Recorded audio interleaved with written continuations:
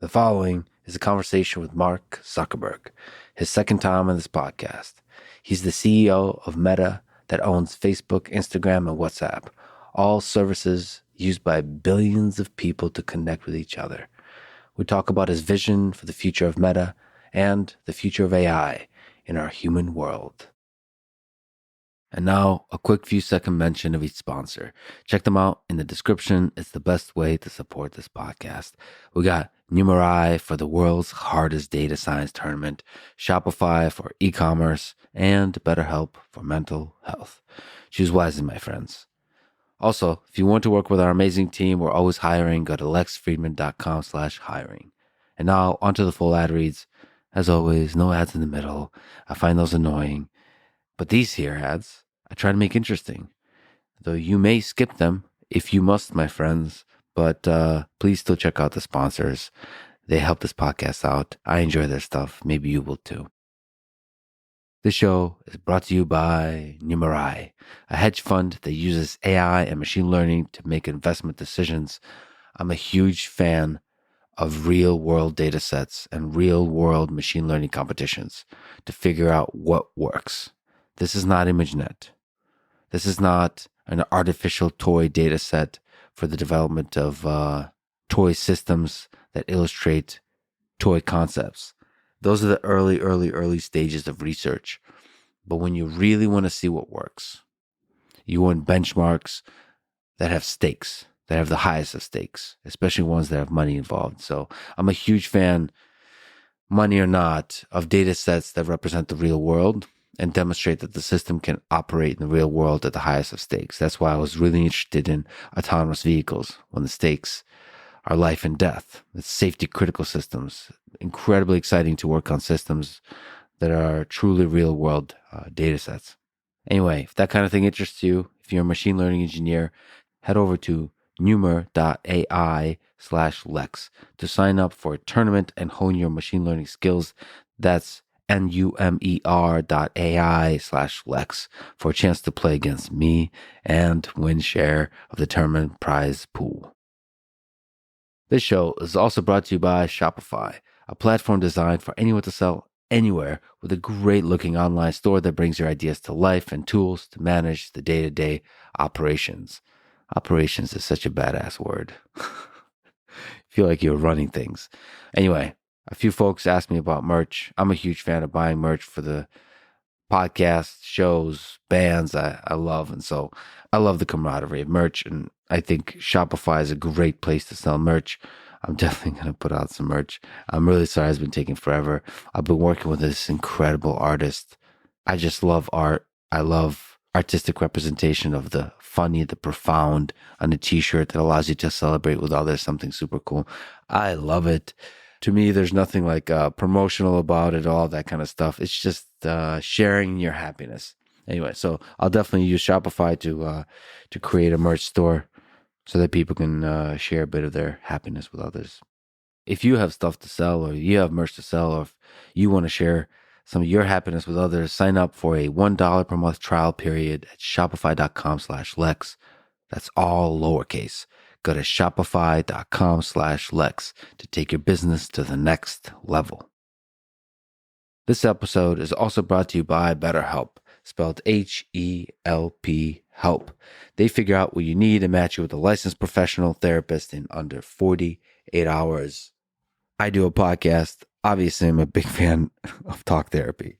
In fact, when I just listen to podcasts, it's a kind of talk therapy because I'm having a conversation with the people I'm listening to in my mind. Whenever it's an interview show and there's two folks talking, I'm always the third person in the room, kind of almost participating in the conversation.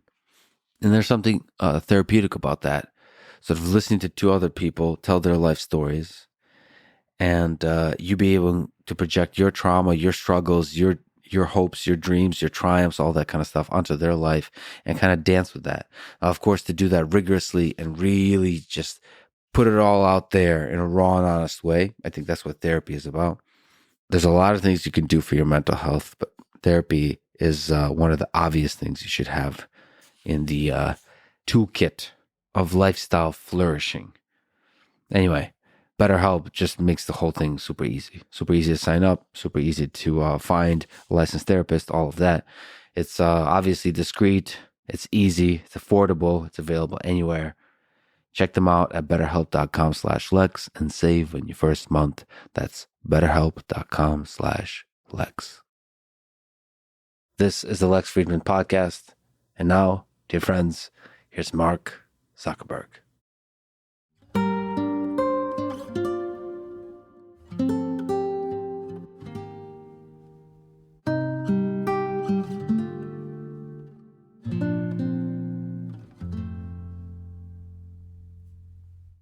So you competed in your first jiu-jitsu tournament, and me as a fellow jiu-jitsu practitioner and competitor, I think that's really inspiring given all the things you have going on. So I got to ask, what was that experience like?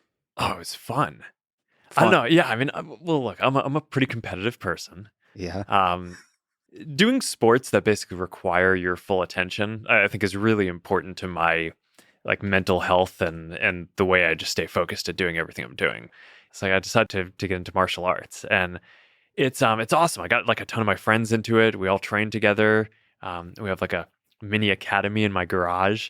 Mm-hmm. And I guess one of my friends was like, "Hey, we should go do a tournament."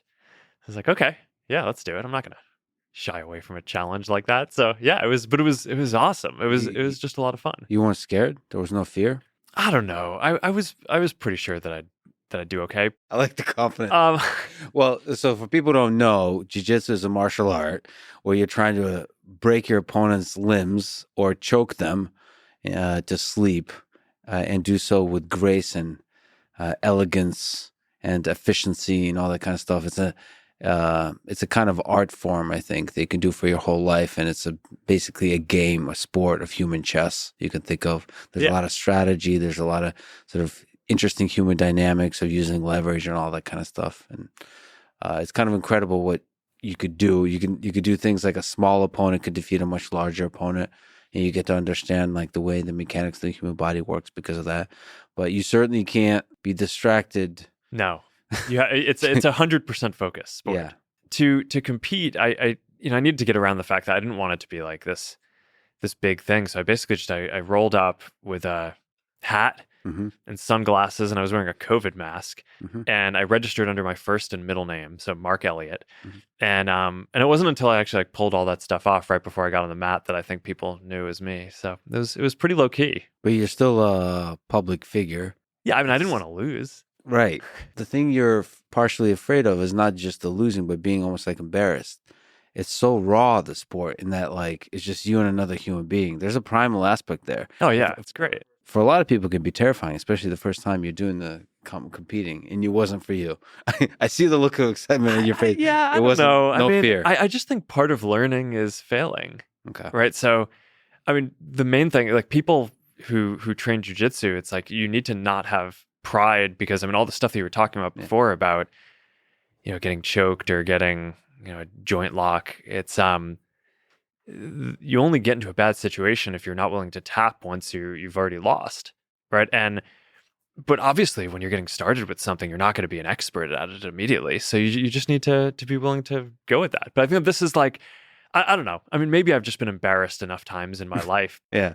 I do think that there's a thing where like, as people grow up, maybe they don't want to be embarrassed or anything. They've built their adult identity and they kind of have a sense of who they are and what they want to project. And I don't know, I think maybe to some degree,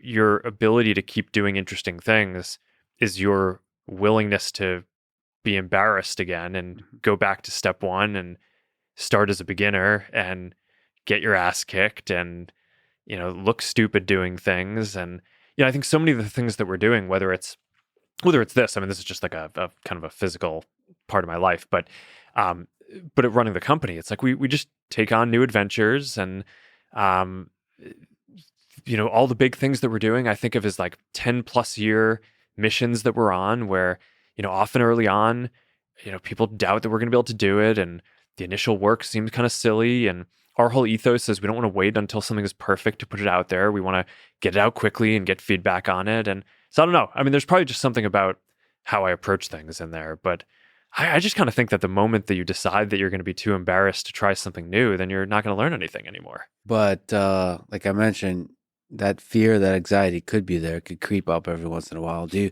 you feel that in especially stressful moments, sort of outside of the jiu-jitsu mat, just in work, stressful moments, big decision days, big Yeah. decision moments? How do you deal with that fear? How do you deal with that anxiety?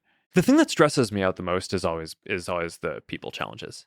I kind of think that um, strategy questions, I tend to have enough conviction around the values of what we're trying to do and what I think matters and what I want our company to stand for, that those don't really keep me up at night that much. I mean, I kind of, it's not that I get everything right. Of course I don't, right? I mean, we make a lot of mistakes, but I at least have a pretty strong sense of where I want us to go on that. The thing in running a company for almost 20 years now, one of the things that's been pretty clear is when you have a team that's cohesive, you can get almost anything done. And you can run through super hard challenges.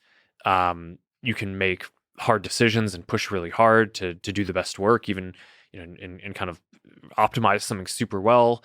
But when there's that tension, I mean, that's when things get really tough. And when I talk to other friends who run other companies and things like that, I think one of the things that I actually spend a disproportionate amount of time on in running this company is just fostering a pretty tight core group of people who are running the company with me.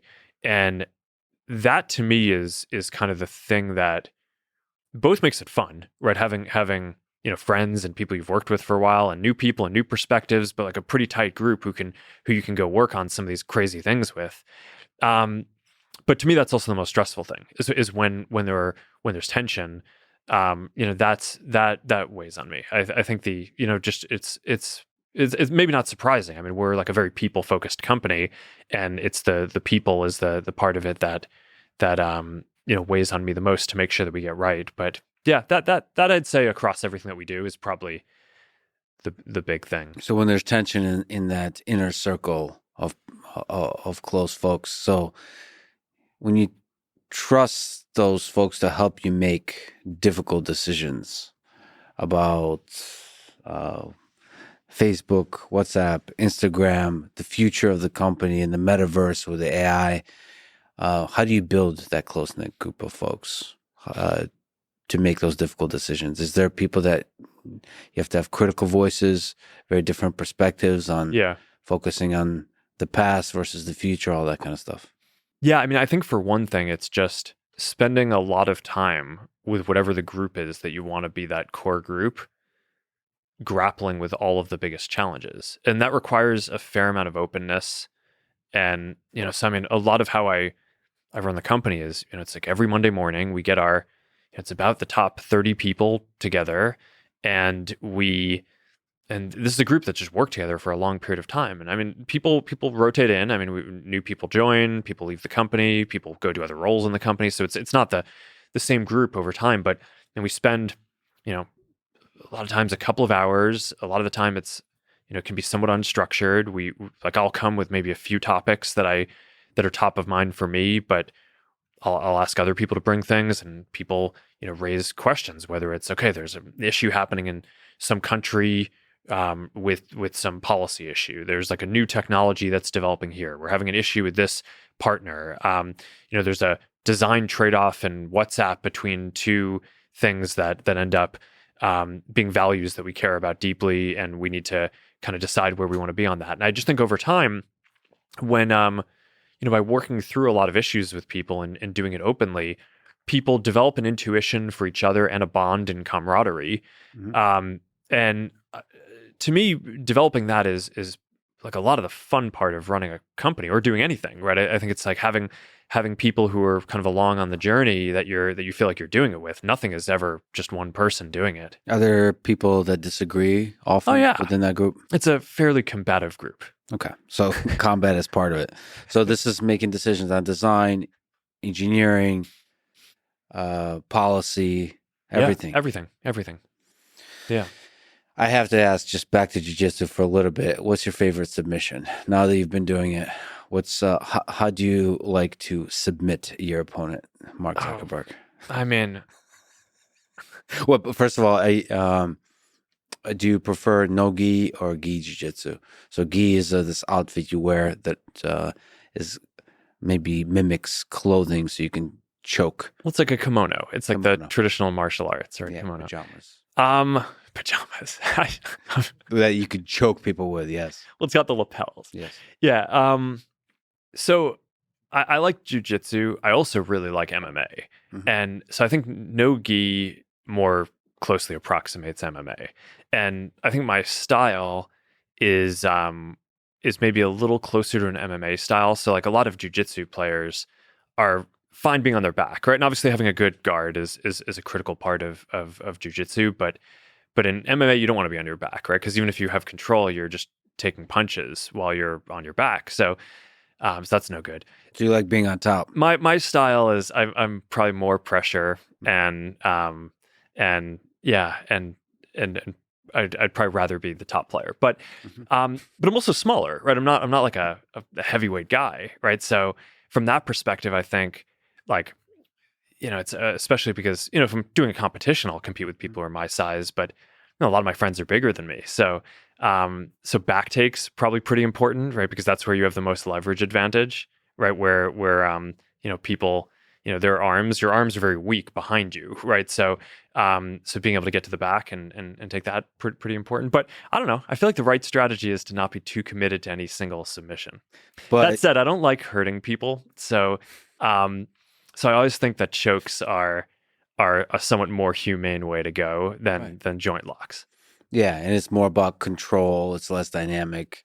So you're basically like a Habib Nurmagomedov type of fighter. So let's go. Yeah, a back take to a rear naked choke. I Okay, think is back like the to- clean Thank you. way to go. Straightforward answer Yeah. right there. What advice would you give to people looking to start learning jiu-jitsu? Given how busy you are, given where you are in life, that you're able to do this, you're able to train, you're able to compete and get to learn something from this interesting art. I just think you have to be willing to just get beaten up a lot. Yeah. I mean, it's but I mean, over Yeah. time, I think that there's a flow to all these things. I mean, Yes. there's one of I don't know, my experiences that I think kind of transcends running a company and the different activities that I like doing are I really believe that like if you're going to accomplish whatever, anything, a lot of it is just being willing to push through, right? And having the grit and determination to push through difficult situations. And I think that for a lot of people that ends up being sort of a difference maker between the people who kind of get the most done and not. I mean, there's all these questions about like how many days people want to work and things like that. I think almost all the people who like start successful companies or things like that are working extremely hard. But I think one of the things that you learn both by doing this over time or very acutely with things like jiu-jitsu or surfing is you can't push through everything.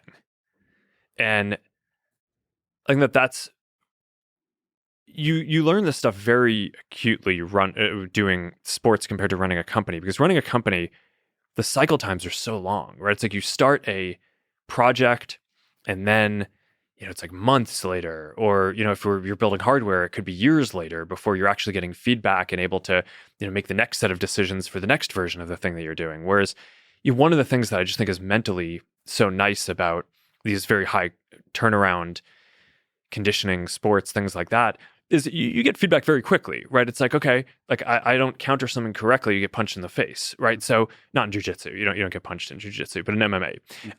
There are all these analogies between all these things that I think actually hold that are like important life lessons, right? It's like, okay, you're surfing a wave. It's like, sometimes you can't go in the other direction on it, right? It's like there are limits to kind of what, it's like foil, you can pump the foil and push pretty hard in a bunch of directions, but like, yeah, it's at some level, like the momentum against you is strong enough. That's not going to work. And I do think that that's sort of a a humbling but also an important lesson for, I think, people who are running things or building things. It's like, yeah, a lot of the game is just being able to kind of push and work through complicated things, but you also need to kind of have enough of an understanding of like which things you just can't push through, and where the finesse is more important. Yeah. What are your jiu-jitsu life lessons? Well, I think you did it. You made it sound so simple and we're so eloquent that it's easy to miss. But basically, being okay and accepting the wisdom and the joy in the getting your ass kicked in the full range of what that means, I think that's a big gift of the being humbled. Somehow being humbled, especially physically, opens your mind to the full process of learning what it means to learn, which is being willing to suck at something. And I think jiu-jitsu just very repetitively, efficiently humbles you over and over and over and over to where you can carry that lessons to places where you don't get humbled as much, whether it's research or running a company or building stuff. The cycle is longer. In jiu-jitsu, you can just get humbled in a period of an hour over and over and over and over, especially when you're a beginner. You'll have a little person, just, somebody much smaller than you, just kick your ass repeatedly, definitively, where there's no argument. Oh, yeah. And then you literally tap, because if you don't tap, you're going to die. So this is an agreement. You could have killed me just now, but we're friends, so we're going to agree that you're not going to.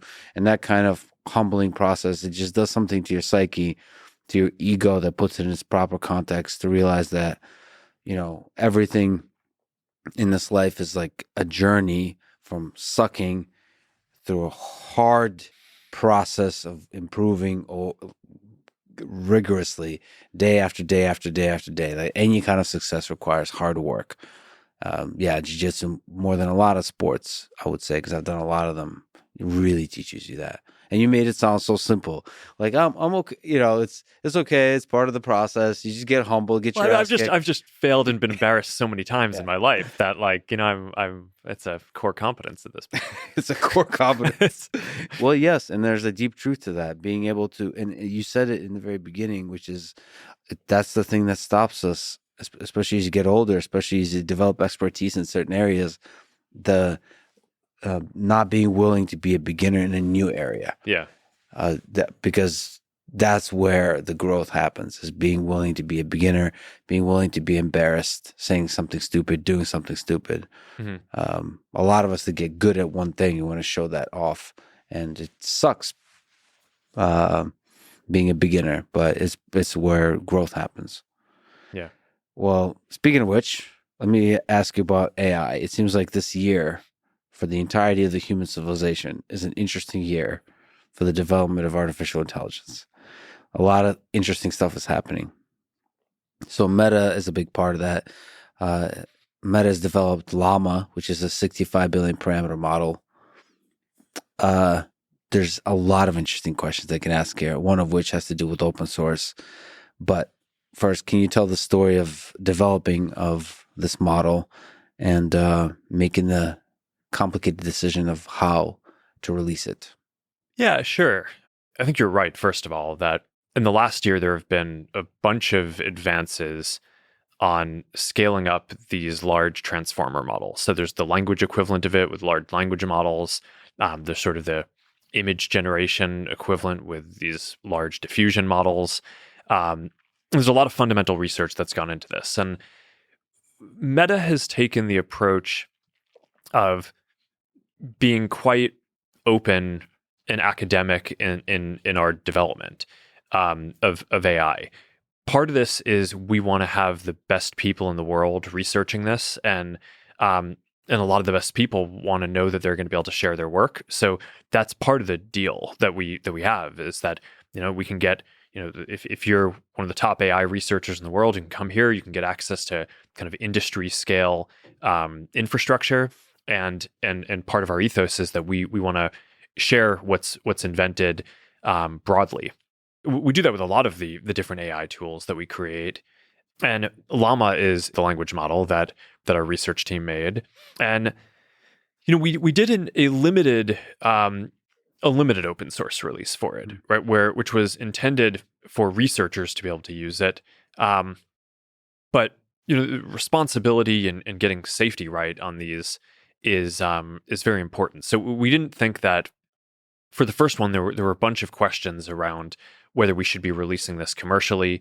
So we kind of punted on that for V1 of Llama and just released it from research. Now, obviously, by releasing it for research, it's out there, but companies know that they're not supposed to kind of put it into commercial releases. And we're working on the follow-up models for this and thinking through how exactly this should work for follow-on, now that we've had time to work on a lot more of the safety and the pieces around that. But overall, I mean, I just kind of think that it would be good if there were a lot of different folks who had the ability to build state-of-the-art technology here. It's and not just a small number of big companies. Where to train one of these AI models, the state-of-the-art models, is just takes hundreds of millions of dollars of infrastructure, right? So there are not that many organizations in the world that can do that at the biggest scale today.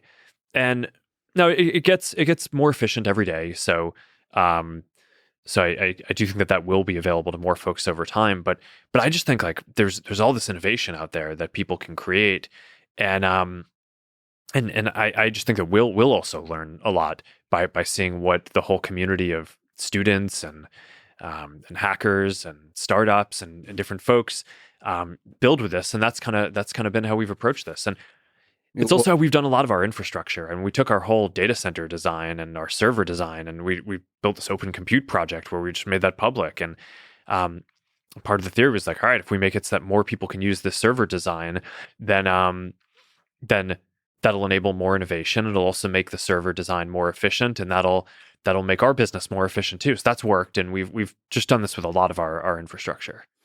So for people who don't know, you did the limited release, I think in February of this year of Llama, and it got quote unquote leaked, meaning like it escaped the limited release aspect, but it was that's something you probably anticipated, given that it's just released to researchers. Well, we shared it with researchers, right? So it's just trying to make sure that there's like a slow release. Yeah. But from there, I just would love to get your comment on what happened next, which is like there's a very vibrant open source community that just builds stuff on top of it. There's Llama CPP, basically stuff that makes it more efficient to run on smaller computers. Yep. There's combining with reinforcement learning with human feedback, so some of the different interesting fine-tuning mechanisms. There's then also like fine-tuning in GPT-3 generations. There's a lot of GPT-4All, Alpaca, Colossal AI, all these kinds of models just kind of spring up, like run on top of wood. Yeah. Like, what do you think about that? No, I think it's been really neat to see. I mean, there's been folks who are getting it to run on local devices, right? So if you're an individual who just wants to experiment, with this at home, you probably don't have a large budget to get access to like a large amount of cloud compute. So getting it to run on your local laptop, is pretty good, right, and pretty relevant. And then there were things like Llama CPP re-implemented it more efficiently. So now even when we run our own versions of it, we can do it on way less compute, and it just way more efficient, save a lot of money for everyone who uses this. So that is good. I do think it's worth calling out that because this was a relatively early release, Llama isn't quite as on the frontier as, for example, the biggest OpenAI models or the biggest Google models, right? I mean, you mentioned that the largest Llama model that we released had 65 billion parameters, and I mean, no one knows, I guess outside of OpenAI, exactly what the specs are for GPT-4, but I think my understanding is it's like 10 times bigger. And I think Google's Palm model is also, I think, has about 10 times as many parameters. Now, the llama models are very efficient, so they perform well for something that's around 65 billion parameters. So for me, that was also part of this, because there's this whole debate around, is it good for everyone in the world to have access to the most frontier AI models? And I think as the AI models start approaching something that's like a superhuman intelligence, I think that's a bigger question that we'll have to grapple with. But right now, I mean, these are still, very basic tools. They're powerful in the sense that, a lot of open source software like databases or web servers can enable a lot of pretty important things. But I don't think anyone looks at the current generation of llama and thinks it's anywhere near a super intelligence. So I think that a bunch of those questions around, like, is it good to kind of get out there? I think at this stage, surely you want more researchers working on it for all the reasons that that open source software has a lot of advantages. And we talked about efficiency before, but another one is just open source software tends to be more secure because you have more people looking at it openly and scrutinizing it and finding holes in it. And that makes it more safe. So I think at this point, it's generally agreed upon that open source software is generally more secure and safer than things that are kind of developed in a silo where people try to get through security through obscurity. So I think that for the scale of what we're seeing now with AI, I think we're more likely to get to, good alignment and good understanding of kind of what needs to do to make this work well by having it be open source. And that's something that I think is quite good to have out there and happening publicly at this point. Meta released a lot of models as open source.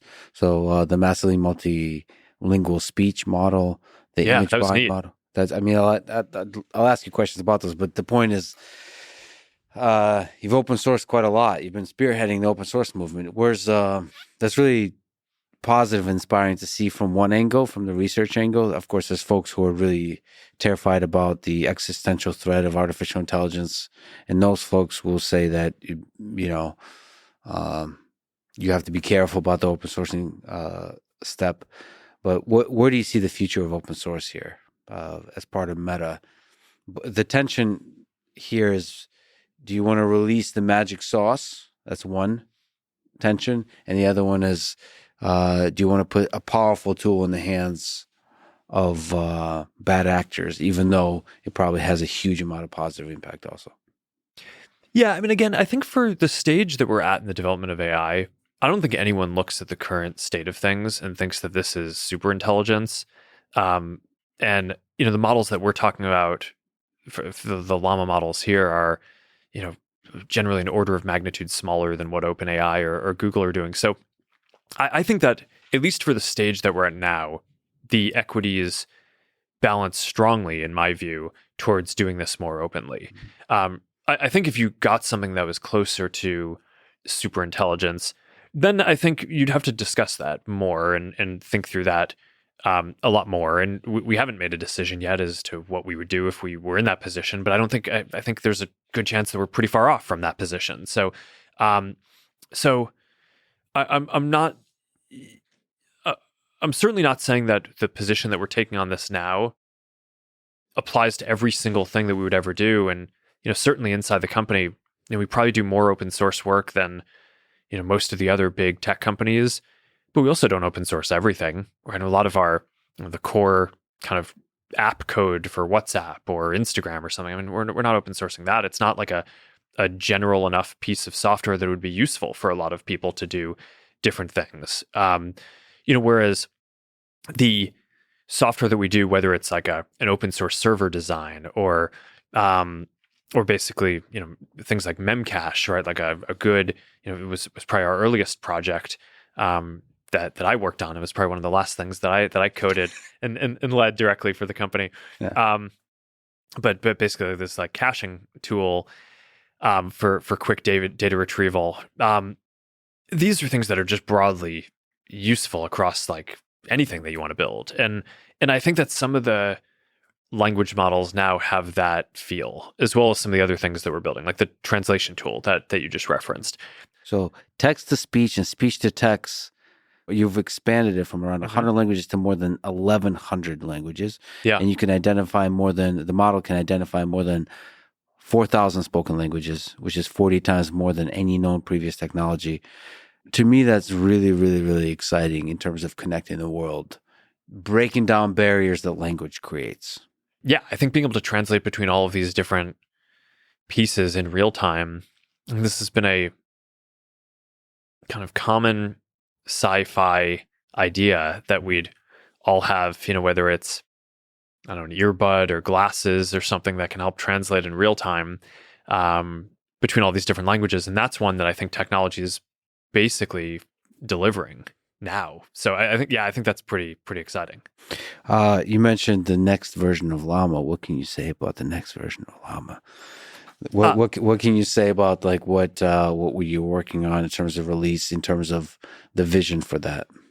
Well, a lot of what we're doing is taking the first version, which was primarily, this research version, and trying to now build a version that has all of the latest state-of-the-art safety precautions built in, and we're using some more data to train it from across our services, but a lot of the work that we're doing internally is really just focused on making sure that this is as aligned and responsible as possible. And we're building a lot of our own. We're talking about kind of the open source infrastructure, but the main thing that we focus on building here, a lot of product experiences to help people connect and express themselves. So we're gonna. I've talked about a bunch of this stuff, but then you'll have an assistant that you can talk to in WhatsApp. I think in the future every creator will have kind of an AI agent that can kind of act on their behalf, that their fans can talk to. I want to get to the point where every small business basically has an AI agent that people can talk to for to do commerce and customer support and things like that. So there are going to be all these different things, and Llama, or the language model underlying this, is basically going to be the engine that powers that. The reason to open source it is that as we did with the first version, is that it basically it unlocks a lot of innovation in the ecosystem. Will make our products better as well, and also gives us a lot of valuable feedback on security and safety, which is important for making this good. But yeah, I mean the work that we're doing to advance the infrastructure, it's basically at this point taking it beyond a research project into something which is ready to be kind of core infrastructure, not only for our own products, but hopefully for a lot of other things out there too. Do you think the Llama, or the language model underlying that version 2, will be open sourced? Do you have internal debate around that, the pros and cons and so on? We were talking about the debates that we have internally, and I think the question is how to do it, right? I mean, I think we did the research license for V1, and I think the big thing that we're thinking about is basically like what's the right way. So there was a leak that happened. I don't know if you can comment on it for V1. We released it as a research project for researchers to be able to use, but in doing so, we put it out there. So we were very clear that anyone who uses the code and the weights doesn't have a commercial license to put into products, and we've generally seen people respect that, right? It's like you don't have any reputable companies that are basically trying to put this into their commercial products, but by sharing it with so many researchers, it did leave the building. But what have you learned from that process that you might be able to apply to V2 about how to release it safely, effectively, if you release it? Yeah, well, I mean, I think a lot of the feedback, like I said, is just around different things around how do you fine tune models to make them more aligned and safer, and you see all the different data recipes that you mentioned a lot of different projects that are based on this. I mean, there's one at Berkeley, there's just like all over. And people have tried a lot of different things, and we've tried a bunch of stuff internally. So kind of we're making progress here, but also we're able to learn from some of the best ideas in the community. And I think we want to just continue pushing that forward. But So like, I don't have any news to announce on all right, on all this. right, If that's what you're all asking. I right. mean, this is a thing that we're we're still kind of actively working through the right way to move forward here. The details of the secret sauce are still being developed. I see. Can you comment on what do you think of the thing that worked for GPT, which is the reinforcement learning with human feedback? So, doing this alignment process, do you find it interesting? And as part of that, let me ask, because I talked to Jan LeCun before talking to you today. He asked me to ask, or suggested that I ask, do you think LLM fine tuning will need to be crowdsourced Wikipedia style? So crowdsourcing. So this kind of idea of how to integrate the human in the fine tuning of these foundation models. Yeah, I think that's a really interesting idea that I've talked to Jan about a bunch. And we were talking about how do you basically train these models to be as safe and aligned and responsible as possible. And different groups out there who are doing development test different data recipes in fine tuning. But this idea that you just mentioned is that at the end of the day, instead of having kind of one group fine tune some stuff and then another group, produce a different fine tuning recipe, and then us trying to figure out which one we think works best to produce the most aligned model. I do think that it would be nice if you could get to a point where you had a Wikipedia style collaborative way for a kind of a broader community to fine tune it as well. Now, there's a lot of challenges in that, both from an infrastructure and like a community management and product perspective about how you do that. So I haven't worked that out yet. Well, but as an idea, I think it's quite compelling, and I think it goes well with the ethos of open sourcing the technology, is also finding a way to have a kind of community driven training of it. But I think that there are a lot of questions on this. In general, these questions around what's the best way to produce aligned AI models, it's very much a research area, and it's one that I think we will need to make as much progress on as the kind of core intelligence capability of the models themselves. Well, I just did a conversation with Jimmy Wales, the founder of Wikipedia, and to me, Wikipedia is one of the greatest websites ever created, and is a kind of a miracle that it works. And I think it has to do with something that you mentioned, which is community. You have a small community of editors that somehow work together well, and they handle very controversial topics, and they handle it with balance and with grace, despite sort of the attacks that will often happen. A lot of the time. I mean, it has issues just like any other human system. But yes, I mean, the balance is, it's amazing what they've been able to achieve, but it's also not perfect. And I think that's, there's still a lot of challenges. Right. It's the more controversial the topic, the more difficult the journey towards quote unquote truth or knowledge or wisdom that Wikipedia tries to capture. In the same way, AI models will need to be able to generate those same things: truth, knowledge, and wisdom. And how do you align those models that they generate something that is closest to truth? There's these concerns about misinformation, all this kind of stuff that nobody can define. And it's something that we together as a human species have to define.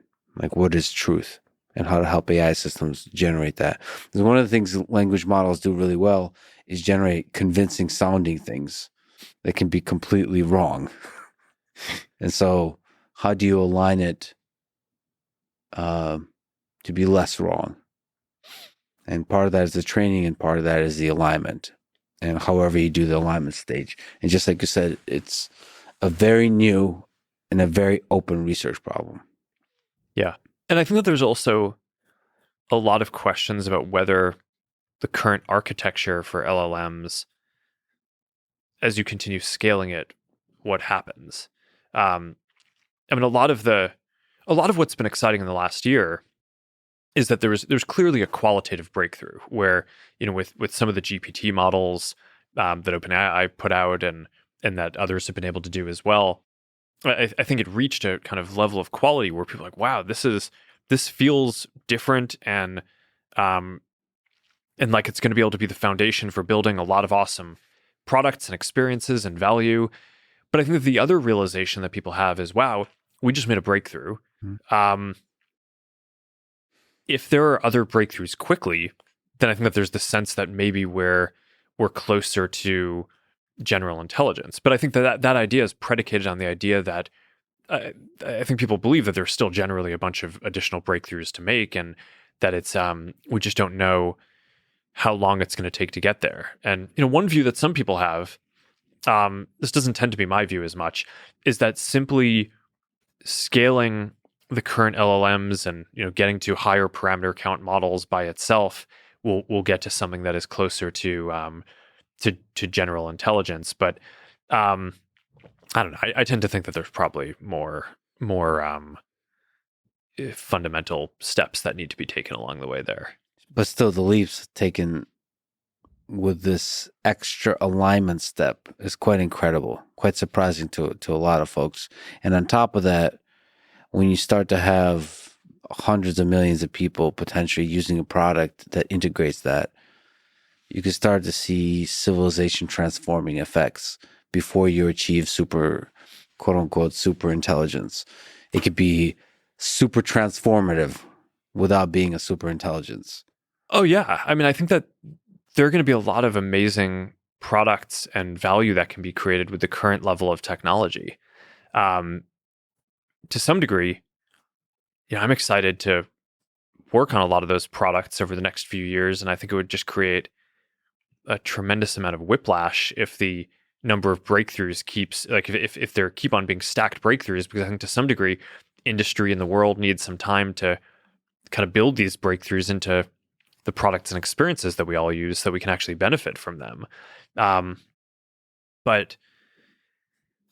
I don't know. I think that there's just a like an awesome amount of stuff to do. I mean, I think about like all of the, I don't know, small businesses or individual entrepreneurs out there who, now we're going to be able to, get help coding the things that they need to go build things, or designing the things that they need, or we'll be able to, use these models to be able to do customer support for the people that they're serving, over WhatsApp without having to, I think that's just going to be. I just think that this is all going to be super exciting. It's going to create better experiences for people and just unlock a ton of innovation and value.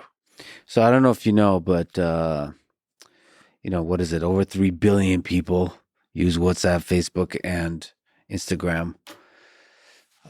So any kind of AI fueled products that go into that, like we're talking about, anything with LLMs, will have a tremendous amount of impact. Do you have ideas and thoughts about possible products that might start being integrated into these platforms used by so many people? Yeah, I think there's 3 main categories of things that we're working on. The first that I think is probably the most interesting is, there's this notion of like you're going to have an assistant or an agent who you can talk to. And I think probably the biggest thing that's different about my view of how this plays out from what I see with OpenAI and Google and others is, everyone else is building like the one singular AI, right? It's like, okay, you talk to ChatGPT, or you talk to Bard, or you talk to Bing. And my view is that there are going to be a lot of different AIs that people are going to want to engage with, just like you want to use a number of different apps for different things, and you have relationships with different people in your life who fill different emotional roles for you. And so I think that they're going to be, people have a reason that I think you don't just want like a singular AI. And that I think is probably the biggest distinction in terms of how I think about this. And a bunch of these things, I think you'll want an assistant. I mean, I mentioned a couple of these before. I think like every creator who you interact with will ultimately want some kind of AI that can proxy them and be something that their fans can interact with, or that allows them to interact with their fans. This is like the common creator promise. Everyone's trying to build a community and engage with people, and they want tools to be able to amplify themselves more and be able to do that. But you only have 24 hours in a day. So I think having the ability to basically like bottle up your personality and or like give your fans information about when you're performing a concert or something like that. I mean, that I think is going to be something that's super valuable. But it's not just that. Again, it's not this idea that I think people are going to want just one singular AI. I think you're going to want to interact with a lot of different entities. And then I think there's the business version of this too, which we've touched on a couple of times, which is, I think every business in the world is going to want basically an AI that it's like you have your page on Instagram or Facebook or WhatsApp or whatever, and you want to point people to an AI that people can interact with, but you want to know that AI is only going to sell your products. You don't want it, recommending your competitors' stuff, right? Yeah. So it's not like there can be like just one singular AI that can answer all the questions for a person, because that AI might not actually be aligned with you as a business to really just do the best job providing support for your product. So I think that there's going to be a clear need in the market and in people's lives for there to be a bunch of these. Part of that is figuring out the research, the technology that enables the personalization that you're talking about. So not one centralized godlike LLM, but just a huge diversity of them that's fine-tuned to particular needs, particular styles, particular businesses, particular brands, all that kind of stuff. And also enabling people to create them really easily for for your own business, or if you're a creator to be able to help you engage with your fans. And I think that's I think that there's a clear kind of interesting product direction here that I think is fairly unique from what any of the other big companies are taking. It also aligns well with this sort of open source approach, because again, we sort of believe in this more community oriented, more democratic approach to building out the products and technology around this. We don't think that there's going to be the one true thing. We think that there should be kind of a lot of development. So that part of things I think is going to be really interesting. And we could go probably spend a lot of time talking about that and the kind of implications of that approach being different from what others are taking. But then there's a bunch of other simpler things that I think we're also going to do. Just going back to your question around how this finds its way into like what do we build? There are going to be a lot of simpler things around. You post photos on Instagram and Facebook and and WhatsApp and Messenger, and like you want the photos to look as good as possible. So like having an AI that you can just like take a photo and then just tell it like, okay, I want to edit this thing or describe this. It's like I think we're going to have tools that are just way better than what we've historically had on this. And that's more on the image and media generation side than the large language model side, but it all kind of plays off of advances in the same space. So there are a lot of tools that I think are just going to get built into every one of our products. I think every single thing that we do is going to basically get evolved in this direction, right? It's like in the future, if you're advertising on our services, like, do you need to make your own kind of ad creative? It's no, you'll just, you just tell us, okay, I'm a dog walker and I'm willing to walk people's dogs and help me find the right people and like create the ad unit that will perform the best, and like give an objective to the system, and it just kind of like connects you with the right people. Well, that's a super powerful idea of generating the language, almost like rigorous A/B testing for you. That works to find the best customer for your thing. I mean, to me, advertisement, when done well, just finds a good match between a human being and a thing that will make that human being happy.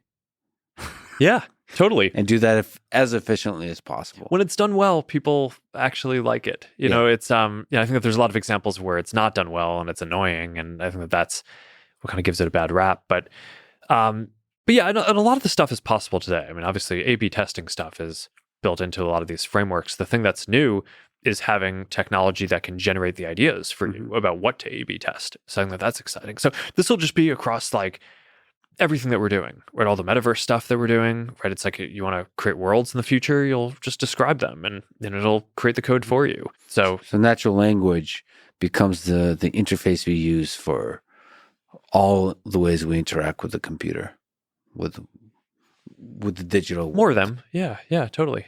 Yeah, which is what everyone can do using natural language. And with translation, you can do it in any kind of language. I mean, for the personalization, is really, really, really interesting. Yeah. It unlocks so many possible things. I mean, I, for one, look forward to creating a copy of myself. I know we talked about this last time. But this has, since the last time, this becomes... Now we're closer.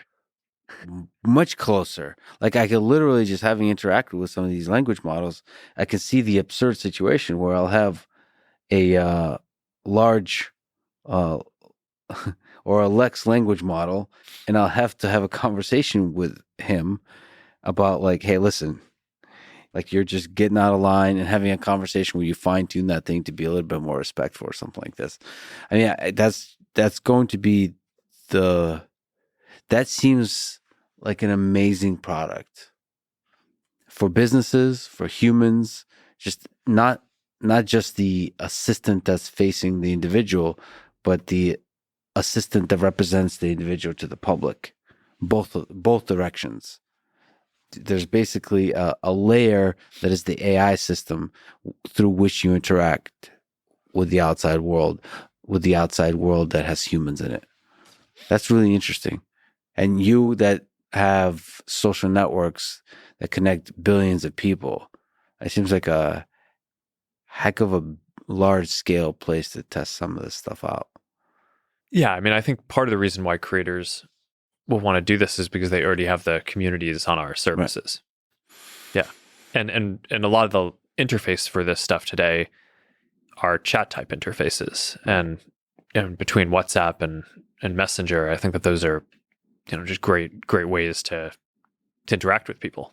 So some of this is philosophy, but do you see a near-term future where you have some of the people you're friends with are AI systems on these social networks, on Facebook, on Instagram, even on WhatsApp, having conversations where some heterogeneous, some is human, some is AI? I think we'll get to that. And if only just empirically looking at, and Microsoft released this thing called Xiaoice several years ago in China, and it was a pre-LLM chatbot technology so it was a lot simpler than what's possible today. And I think it was like tens of millions of people were using this and just, really, became quite attached and built relationships with it. And I think that there's, there's services today like Replica where, people are doing things like that. And so I think that there's certainly, needs for companionship that people have, older people. It's I think most people probably don't have as many friends as they would like to have, right? If you look at, there's some interesting demographic studies around that, like the average person has the number of close friends that they have is fewer today than it was 15 years ago.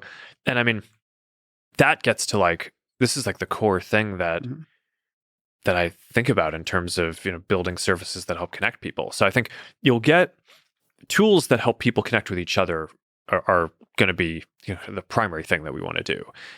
So you can imagine, AI assistants that, just do a better job of reminding you when it's your friend's birthday and how you could celebrate them, right? It's like right now we have like the little box in the corner of the website that tells you whose birthday it is and stuff like that. But it's, at some level, you don't just want to like send everyone a note that's the same note saying happy birthday with an emoji, right? So having something that's more of an, a social assistant in that sense, and like that can, update you on what's going on in their life and like how you can reach out to them effectively, help you be a better friend. I think that that's something that's super powerful too. But yeah, beyond that, And there are all these different flavors of kind of personal AIs that I think could exist. So I think an assistant is sort of the kind of simplest one to wrap your head around. But I think like a mentor or a life coach, someone who can give you advice, who's maybe like a bit of a cheerleader who can help pick you up through all the challenges that inevitably we all go through on a daily basis. Mhm. And that there's probably some role for something like that. And then all the way you can probably just go through a lot of the different type of kind of functional relationships that people have in their life. And I would bet that there will be companies out there that take a crack at a lot of these things. So I don't know. I think it's part of the interesting innovation that's going to exist is that there's certainly a lot like education tutors, right? It's like I just look at my kids learning to code, and they love it, but it's like they get stuck on a question and they have to wait till like I can help answer it, right? Or someone else who they know can help answer the question in the future. There will be like a coding assistant that they have that is like designed to, be perfect for teaching a 5 and a 7-year-old how to code. And they'll just be able to ask questions all the time. And, it'll be extremely patient. It's never going to get annoyed at them. Right. I think that like there are all these different kind of relationships or functional relationships that we have in our lives that are really interesting. And I think one of the big questions is like, okay, is this all going to just get bucketed into, one singular AI? I don't think so. Do you think about, this is actually a question from Reddit, what the long-term effects of human communication when people can talk with, in quotes, talk with others through a chatbot that augments their language automatically rather than developing social skills by making mistakes and learning? Will people just communicate by grunts in a generation? Do you think about long-term effects at scale, the integration of AI in our social interaction? Yeah, I mean, I think it's mostly good. I mean, that question was sort of framed in a negative way, but I mean, we were talking before about language models helping you communicate with, it was like language translation helping you communicate with people who don't speak your language. I mean, at some level, what all this social technology is doing is helping people express themselves better to people in situations where they would otherwise have a hard time doing that. So part of it might be okay because you speak a language that I don't know. That's a pretty basic one that I don't think people are going to look at that and say it's sad that do we have the capacity to do that because I should have just learned your language, right? I mean that's a pretty high bar, but overall I'd say there are all these impediments, and language is an imperfect way for people to express thoughts and ideas. It's one of the best that we have. We have that, and we have art, we have code. But language is also a mapping of the way you think, the way you see the world, who you are. And one of the applications, I've recently talked to a person who's actually a jiu-jitsu instructor. He said that when he emails parents about their son and daughter, that they can improve their discipline in class and so on, he often finds that comes off a bit of more of an asshole than he would like. So he uses GPT to translate his original email into a nicer email, we more hear this polite all the one. one. we hear this all the time. A lot of creators on our services tell us that one of the most stressful things is basically negotiating deals with brands and stuff, like the business side of it, because they're like, I mean, they do their thing, right? And the creators, they're excellent at what they do, and they just want to connect with their community. But then they get really stressed. They go into their DMs and they see some brand wants to do something with them, and they don't quite know how to negotiate or how to push back respectfully. And so I think building a tool that can actually allow them to do that well is one simple thing that I think is just like an interesting thing that we've heard from a bunch of people that they'd be interested in. But I'm going back to the broader idea. I don't know. I mean, Priscilla and I just had our third daughter. Congratulations, Thank you. Thanks. It's and it's like one of the saddest things in the world is like seeing your baby cry, right? But like it's like why is that, right? It's like, well, because babies don't generally have much capacity to tell you what they care about otherwise, right? And it's not actually just babies, right? It's my 5-year-old daughter cries too because she sometimes has a hard time expressing, what matters to her. And then I was thinking about that and it's like, well, actually a lot of adults get very frustrated too because they have a hard time expressing things in a way that, going back to some of the early themes, that maybe is something that, was a mistake, or maybe they have pride or something. Like, all these things get in the way. So I don't know. I think that all these different technologies that can help us navigate the social complexity and actually be able to better express what we're feeling and thinking, I think that's generally all good. And there are all these concerns, like, okay, are people going to have worse memories because you have Google to look things up? And I think in general, a generation later, you don't look back and lament that. I think it's just like, wow, we have so much more capacity to do so much more now. And I think that that'll be the case here too. You can allocate those cognitive capabilities to like deeper, more Exactly. nuanced thought. Yeah. But it's change. So with just like with Google search, the addition of language models, large language models, you basically don't have to remember nearly as much. Just like with Stack Overflow for programming, now that these language models can generate code right there. I mean, I find that I write like maybe 80%, 90% of the code I write is now generated first and then edited. I mean, so you don't have to remember how to write specifics of different functions. Oh, but that's great. And it's not just the specific coding. I mean, in the context of a large company like this, I think before an engineer can sit down to code, they first need to figure out all of the libraries and dependencies that tens of thousands of people have written before them. Yep. And one of the things that I'm excited about that we're working on is it's not just tools that help engineers code. It's tools that can help summarize the whole knowledge base and help people be able to navigate all the internal information. I mean, I think that's in the experiments that I've done with this stuff. I mean, that's on the public stuff. You just ask one of these models to build you a script that does anything, and it basically already understands what the best libraries are to do that thing and pulls them in automatically. I think that's super powerful. That was always the most annoying part of coding, was that you had to spend all this time actually figuring out what the resources were that you were supposed to import before you could actually start building the thing. Yeah. I mean, there's, of course, the flip side of that, I think for the most part is positive, but the flip side is if you outsource that thinking to an AI model, you might miss nuanced mistakes and bugs. You lose the skill to find those bugs. And those bugs might be, the code looks very convincingly right, but it's actually wrong in a very subtle way.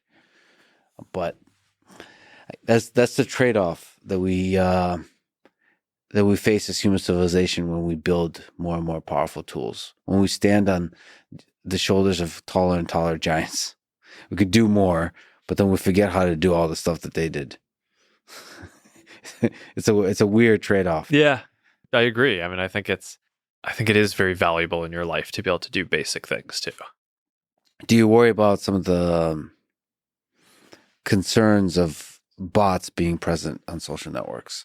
More and more human-like bots that are not necessarily trying to do a good thing, or they might be explicitly trying to do a bad thing, like phishing scams, like social engineering, all that kind of stuff, which has always been a very difficult problem for social networks, but now it's becoming almost a more and more difficult problem.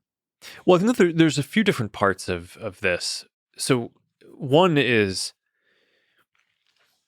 there are all these harms that we need to basically fight against and prevent. And that's been, a lot of our focus over the last 5 or 7 years is basically ramping up very sophisticated AI systems, not generative AI systems, more kind of classical AI systems, to be able to categorize and classify and identify, okay, this post looks like it's promoting terrorism. This one is, like exploiting children. This one is looks like it might be trying to incite violence. This one's an intellectual property violation. So there's like it's like 18 different categories of violating kind of harmful content that we've had to build specific systems to be able to track. And Yeah. I think it's certainly the case that advances in generative AI will test those. Um,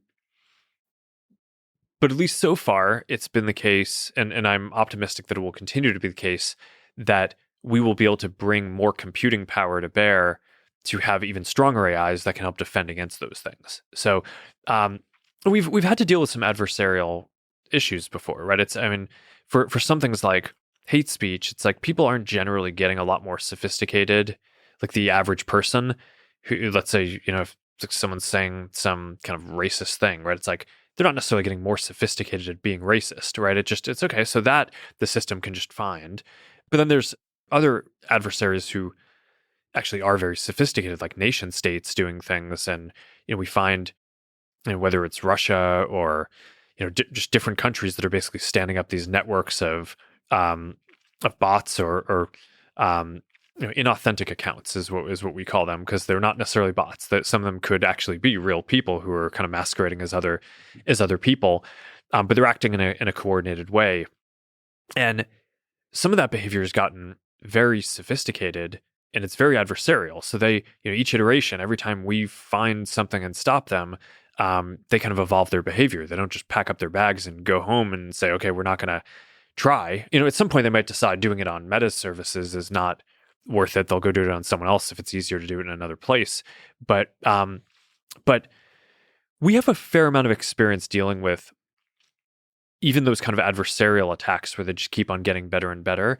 And I do think that as long as we can keep on putting more compute power against it, and if we're kind of one of the leaders in developing some of these AI models, I'm quite optimistic that we're going to be able to keep on pushing against the kind of normal categories of harm that you talk about: fraud, scams, spam, IP violations, things like that. What about like creating narratives and controversy? To me, it's kind of amazing how a small collection of what did you say? Inauthentic accounts. So it could be bots, but I mean, we have sort of this funny name for it, but we call it coordinated inauthentic behavior. Yeah, it's kind of incredible how a small collection of folks can create narratives, create stories. Especially if they're viral. So especially if they have an element that can catalyze the virality of that narrative. Yeah, and I think there the question is you have to be, I think, very specific about what is bad about it, right? Because I think a set of people coming together or organically bouncing ideas off of each other and a narrative comes out of that is not necessarily a bad thing by itself if it's kind of authentic and organic. Mm-hmm. That's like a lot of what happens and how culture gets created and how art gets created and a lot of good stuff. So that's why we've kind of focused on this sense of coordinated inauthentic behavior. So it's like if you have a network of, whether it's bots, some people masquerading as different accounts, but you have kind of someone pulling the strings behind it, and trying to kind of act as if this is a more organic set of behavior, but really it's not. It's just like one coordinated thing. That seems problematic to me, right? I mean, I don't think people should be able to have coordinated networks and not disclose it as such. Mm-hmm. But that, again, we've been able to deploy pretty sophisticated AI and, counterterrorism groups and things like that to be able to identify a fair number of these coordinated and authentic networks of accounts and take them down.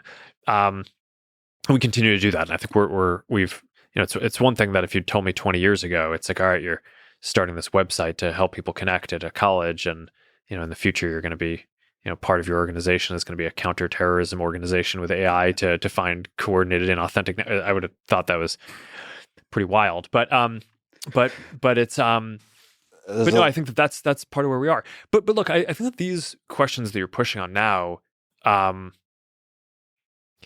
this is actually where I'd guess most of the challenge around AI will be for the foreseeable future. I think that there's a lot of debate around things like, is this going to create existential risk to humanity? Mm-hmm. And I think that those are very hard things to disprove one way or another.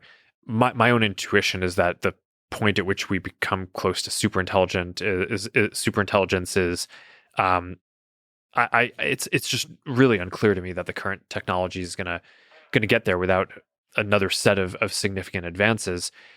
But that doesn't mean that there's no danger. I think the danger is basically amplifying the kind of known set of harms that people or sets of accounts can do, and we just need to make sure that we really focus um, on basically doing that as well as possible. So that's definitely a big focus for me.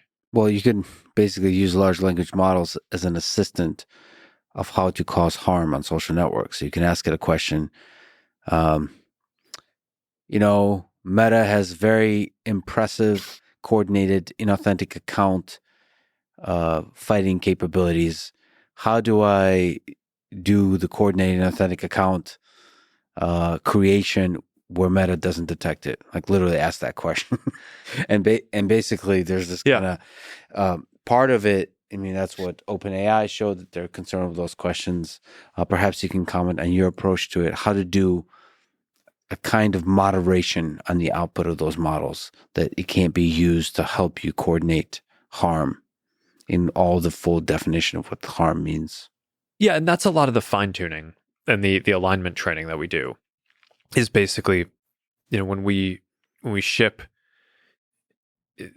AIs across our products, a lot of what we're trying to make sure is that if you can't ask it to help you commit a crime, right? It's so I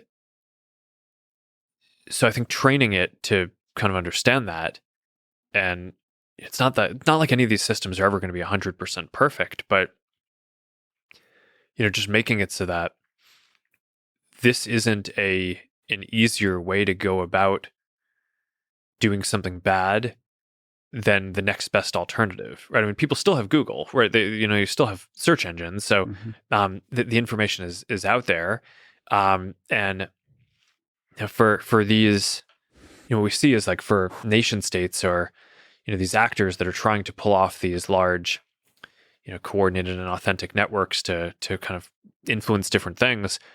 At some point, when we would just make it very difficult, they do just try to use other services instead, right? It's just like if you can make it more expensive for them to do it on your service, then kind of people go elsewhere. And I think that's the bar, right? It's like it's not like, okay, are you ever going to be perfect at finding every adversary who tries to attack you? I mean, you try to get as close to that as possible, but I think really, kind of economically, what you're just trying to do is make it so that it's just inefficient for them to go after that. But there's also complicated questions of what is and isn't harm, what is and isn't misinformation. So this Absolutely. is one of the things that Wikipedia has also tried to face. Yeah. I remember asking GPT about whether the virus leaked from a lab or not, and the answer provided was a very nuanced one and a well-cited one, almost dare I say well thought out one, balanced. I would hate for that nuance to be lost through the process of moderation.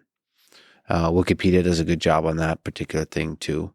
But from pressures from governments and institutions, you could see some of that nuance and depth of information, facts, and wisdom be lost. Absolutely. And that's a scary thing. Some of the magic, some of the edges, the rough edges might be lost to the process of moderation of AI systems. So how do you get that right? I really agree with what you're pushing on. I mean, the core, I think the core shape of the problem is that there are some harms that I think everyone agrees are bad, right? So, sexual exploitation of children, right? Like you're not going to get many people who think that type of thing should be allowed on any service, right? And that's something that we face and try to push off the as much as possible today. Terrorism, inciting violence, right? It's like we went through a bunch of these types of harms before. But then I do think that you get to a set of harms where there is more social debate around it. Mm-hmm. So misinformation, I think, has been a really tricky one because there are things that are kind of obviously false, right? That are maybe factual, but may not be harmful. So it's like, all right, are you going to censor someone for just being wrong? It's, if there's no kind of harm implication of what they're doing, I think there's a bunch of real kind of issues and challenges there. But then I think that there are other places where it is, just take some of the stuff around COVID earlier on in the pandemic, where um, there were, real health implications, but there hadn't been time to fully vet a bunch of the scientific assumptions. And, unfortunately, I think a lot of the kind of establishment on that, kind of waffled on a bunch of facts and, asked for a bunch of things to be censored that in retrospect ended up being, more debatable or true. And that stuff is really tough, right? And really undermines trust in that. And so I do think that the questions around how to manage that are very nuanced. The way that I try to think about it is that it goes. I think it's best to generally boil things down to the harms that people agree on. So when you think about, is something misinformation or not? I think often the more salient bit is this going to potentially lead to physical harm for someone, and kind of think about it in that sense. And then beyond that, I think people just have different preferences on how they want things to be flagged for them. I think a bunch of people would like prefer to kind of have a flag on something that says, "Hey, a fact checker thinks that this might be false." Or I think Twitter's community notes implementation is quite good on this. But again, it's the same type of thing. It's like just kind of discretionarily adding a flag because it makes the user experience better. Mhm. But it's not trying to take down the information or not. I think that you want to reserve the kind of censorship of content to things that are of known categories that people generally agree are bad. Yeah, but there's so many things, especially with the pandemic, but there's other topics where there's just deep disagreement fueled by politics about what is and isn't harmful. There's even Yeah. just the degree to which Yeah. the virus is harmful and the degree to which the vaccines that respond to the virus are harmful. There's a almost like a political divide around that. And so how do you make decisions about that where half the country in the United States or some large fraction of the world has very different views from another part of the world? Is there a I mean, way it's for really Meta to it's really stay out tricky. of the I mean, the moderation of this? I think it's very difficult to just abstain, but I think we should be clear about which of these things are actual safety concerns and which ones are a matter of preference in terms of how people want information flagged. Right. So we did recently introduce something that allows people to have fact checking not affect the distribution of what shows up in their product. So okay, a bunch of people don't trust who the fact checkers are. All right, well you can turn that off if you want. But if the content violates some policy like it's inciting violence or something like that, it's still not going to be allowed.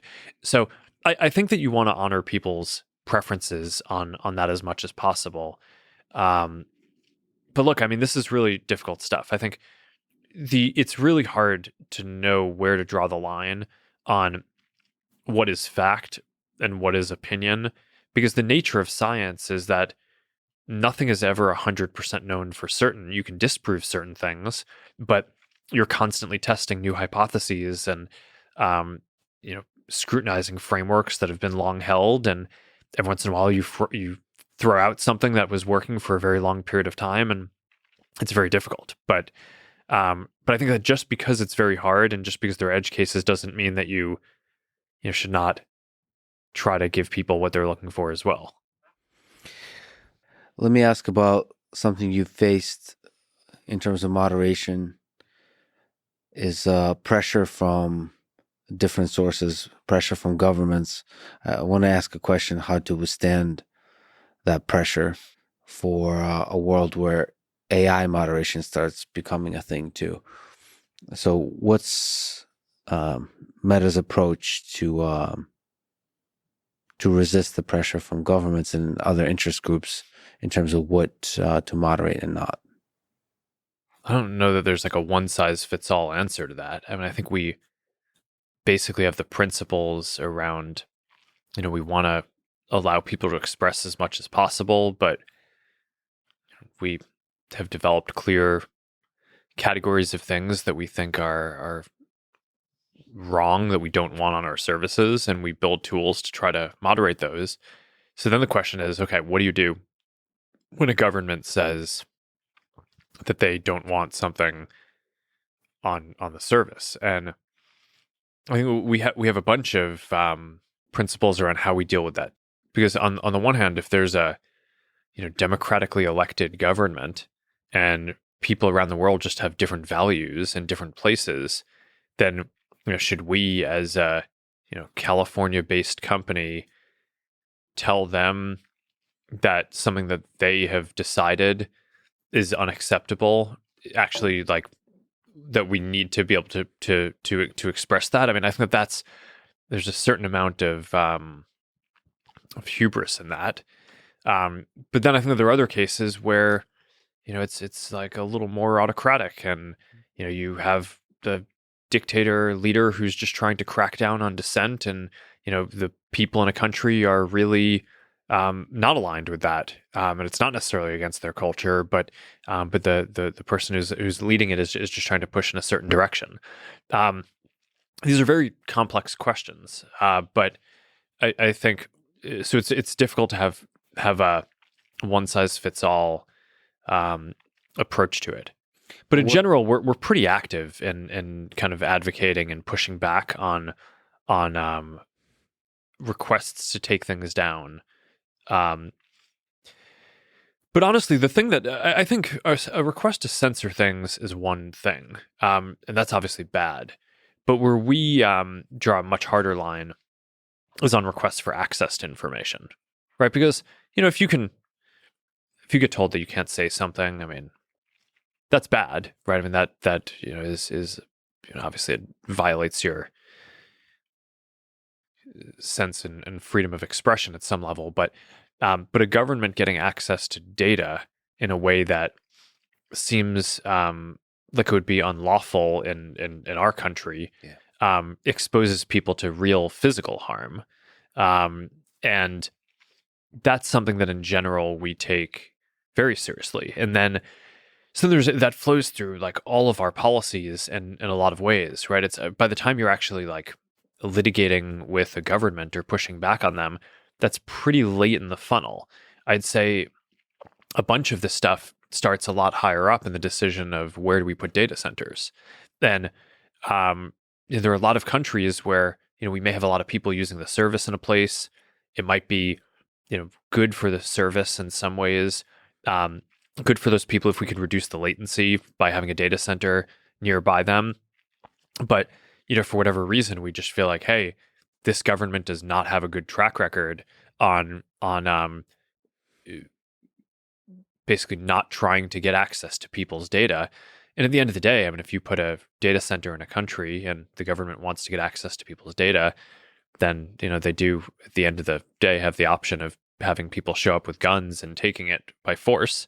So I think that there's like a lot of decisions that go into like how you architect the systems years in advance of these actual confrontations that end up being really important. So you put the protection of people's data as a very, very high priority.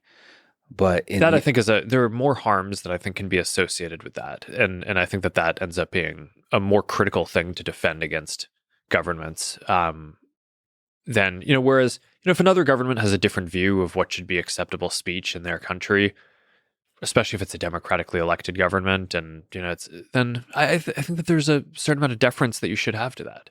So that's speaking more to the direct harm that's possible when you give governments access to data. But if we look at the United States, to the more nuanced kind of pressure to censor, not even order to censor, but pressure to censor from political entities, which has kind of received quite a bit of attention in the United States.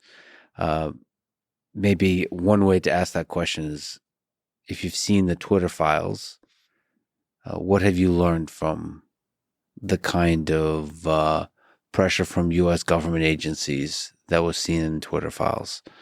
And what do you do with that kind of pressure? I mean, I've seen it. it's really hard from the outside to know exactly what happened in each of these cases. We've obviously been in a bunch of our own cases where where agencies or different folks will just say, hey, here's a threat that we're aware of, you should be aware of this too.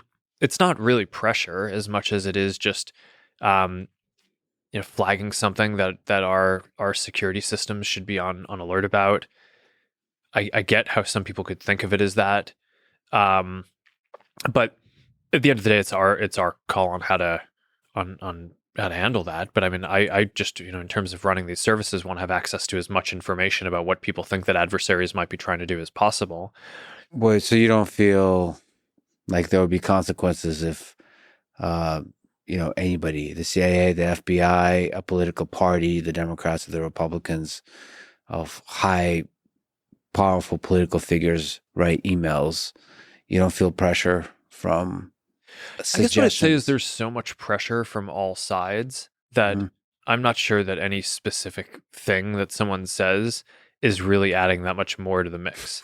It's I mean, there are obviously a lot of people who think um that we should be censoring more content, or there are a lot of people who think we should be censoring less content. There are, as you say, all kinds of different groups that are involved in these debates, right? So there's the kind of elected officials and politicians themselves. There's the agencies, but I mean, but there's the media. There's activist groups. There's this is not a U.S. specific thing. There are groups all over the world and kind of all in every country that bring different values.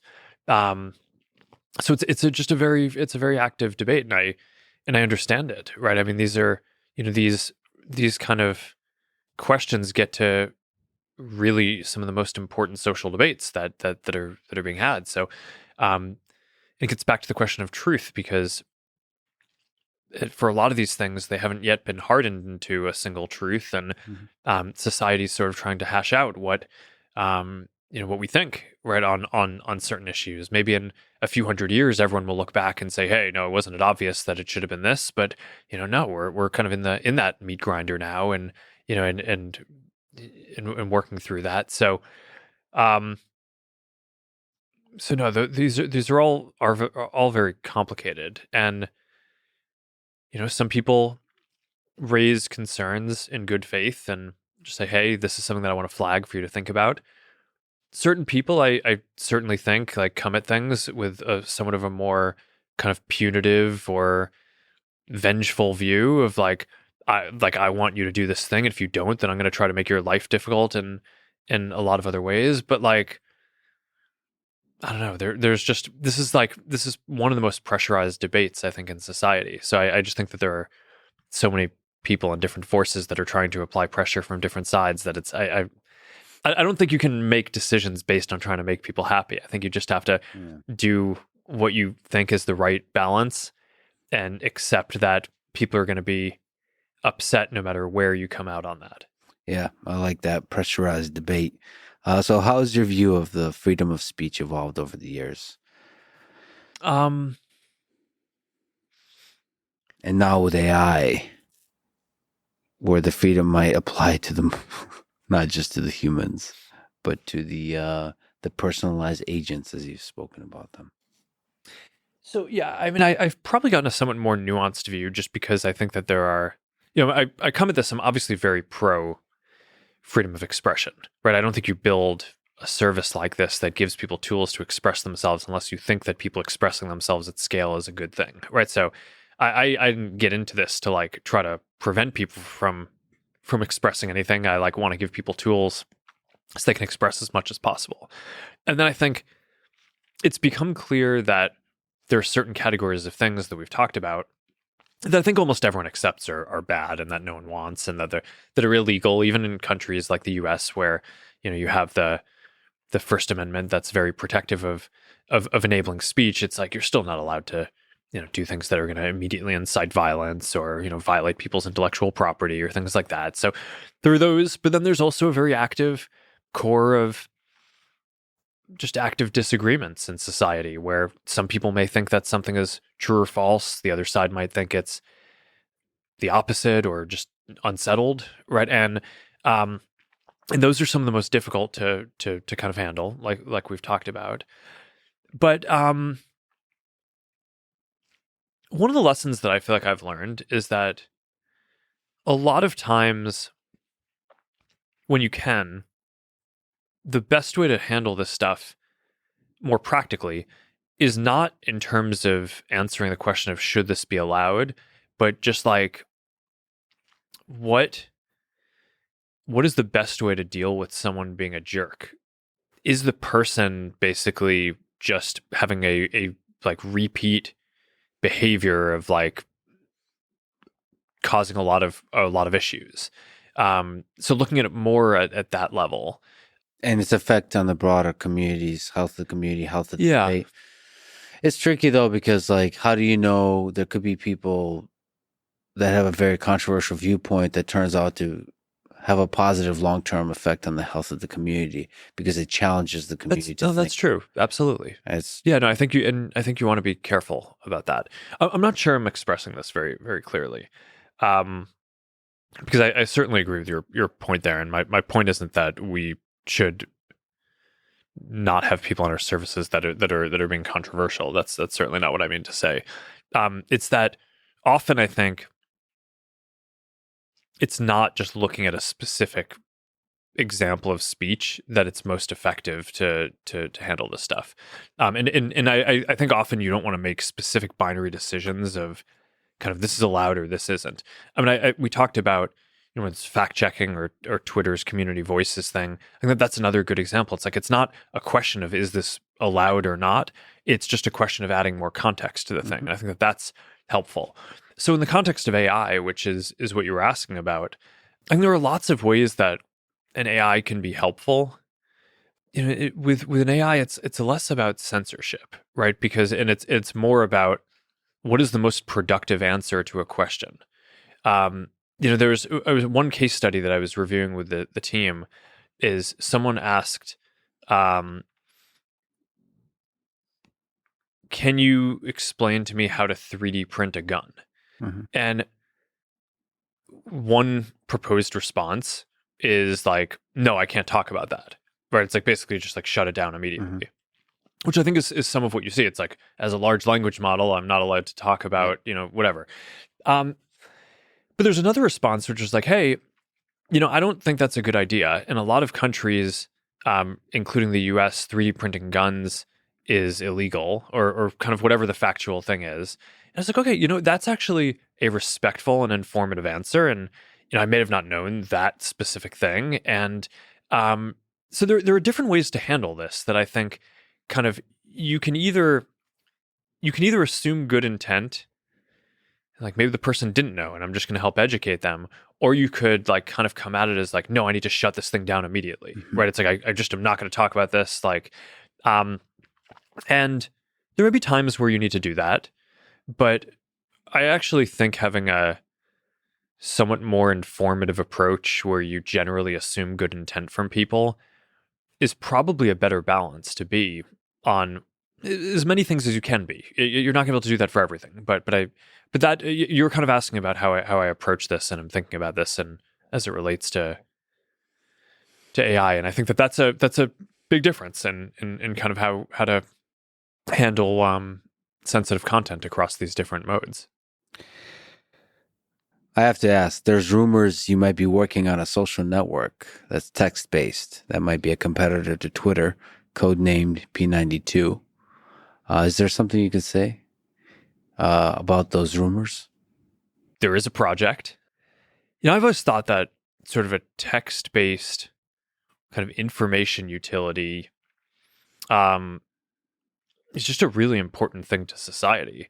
And for whatever reason, I feel like Twitter has not lived up to what I would have thought its full potential should be. And I think that the current, you know, I think Elon thinks that, right? And that's probably one of the reasons why he bought it. And I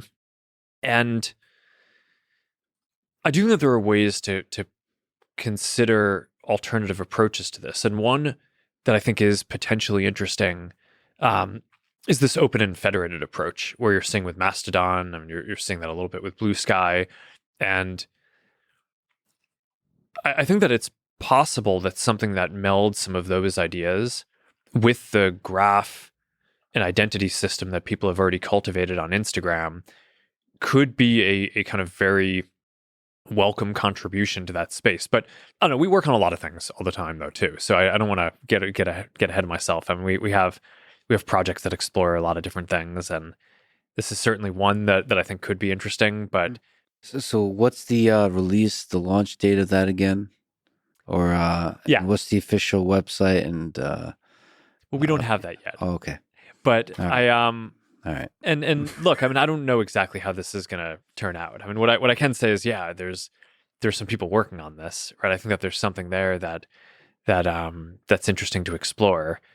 So if you look at, it'd be interesting just to ask this question and throw Twitter into the mix, at the landscape of social networks, that is Facebook, that is Instagram, that is WhatsApp, and then think of a text-based social network. When you look at that landscape, what are the interesting differences to you?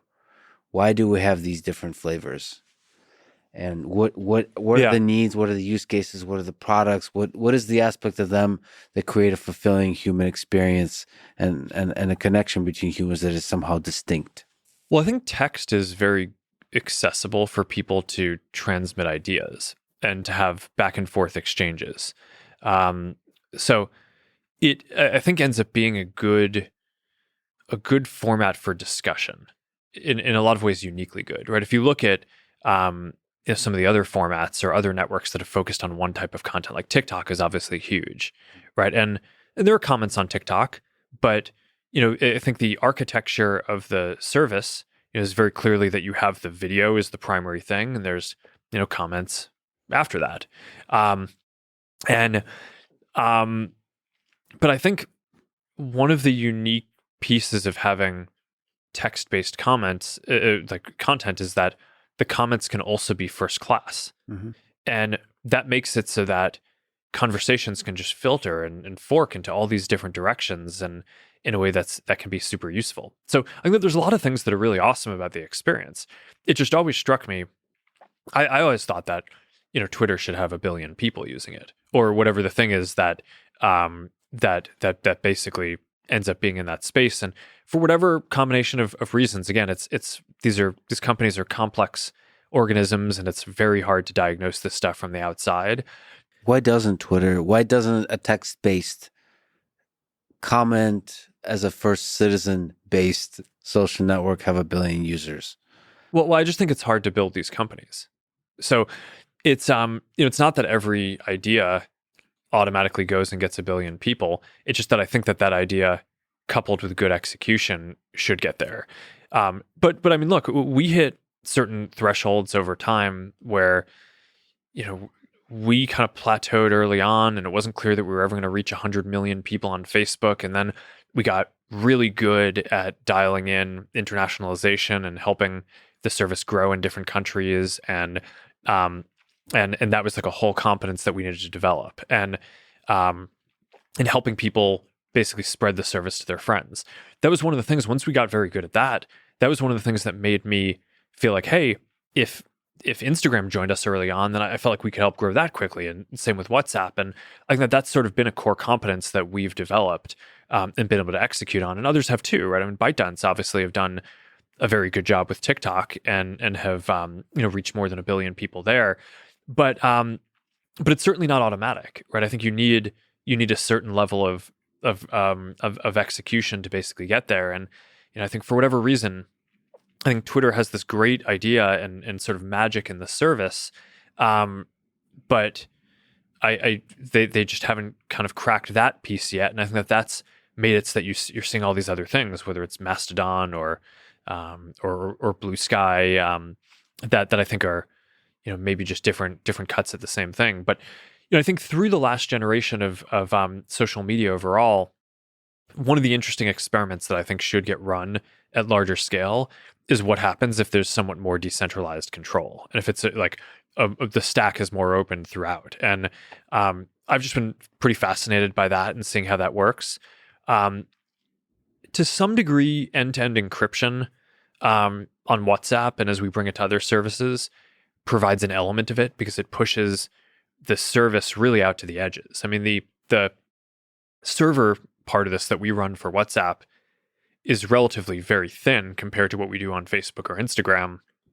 And much more of the complexity is, in how the apps kind of negotiate with each other to pass information in a fully end-to-end encrypted way. But I don't know. I think that is a good model. I think it puts more power in individuals' hands, and there are a lot of benefits of it if you can make it happen. Again, this is all like pretty speculative. I mean, I think that it's hard from the outside to know why anything does or doesn't work until you kind of take a run at it. And so I think it's kind of an interesting thing to experiment with, but I don't really know where this one's going to go. So since we were talking about Twitter, Elon Musk had what I think a few harsh words that I wish he didn't say. So let me ask, in the hope in the name of camaraderie, what do you think Elon is doing well with Twitter? And what, as a person who has run for a long time, social networks, Facebook, Instagram, WhatsApp, what can he do better? What can he improve on that text-based social network? Gosh, it's always very difficult to offer specific critiques from the outside before you get into this, because I think one thing that I've learned is that everyone has opinions on what you should do, and like running the company, you see a lot of specific nuances on things that are not apparent externally. And I often think that some of the discourse around us could be better if there was more kind of space for acknowledging that there's certain things that we're seeing internally that guide what we're doing. But Sure. But I don't know. I mean, because since you asked what is going well, I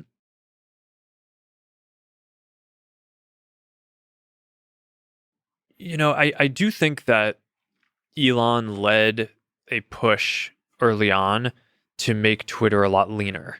And I think that it's like you can agree or disagree with exactly all the tactics and how he did that. Obviously, every leader has their own style for if they, if you need to make dramatic changes for that, how you're going to execute it. But a lot of the specific principles that he pushed on around basically trying to make the organization more technical, around decreasing the distance between engineers at the company and him, like fewer layers of management. I think that those were generally good changes. And I also think that it was probably good for the industry that he made those changes, because my sense is that there were a lot of other people who thought that those were good changes, but who may have been a little shy about doing them.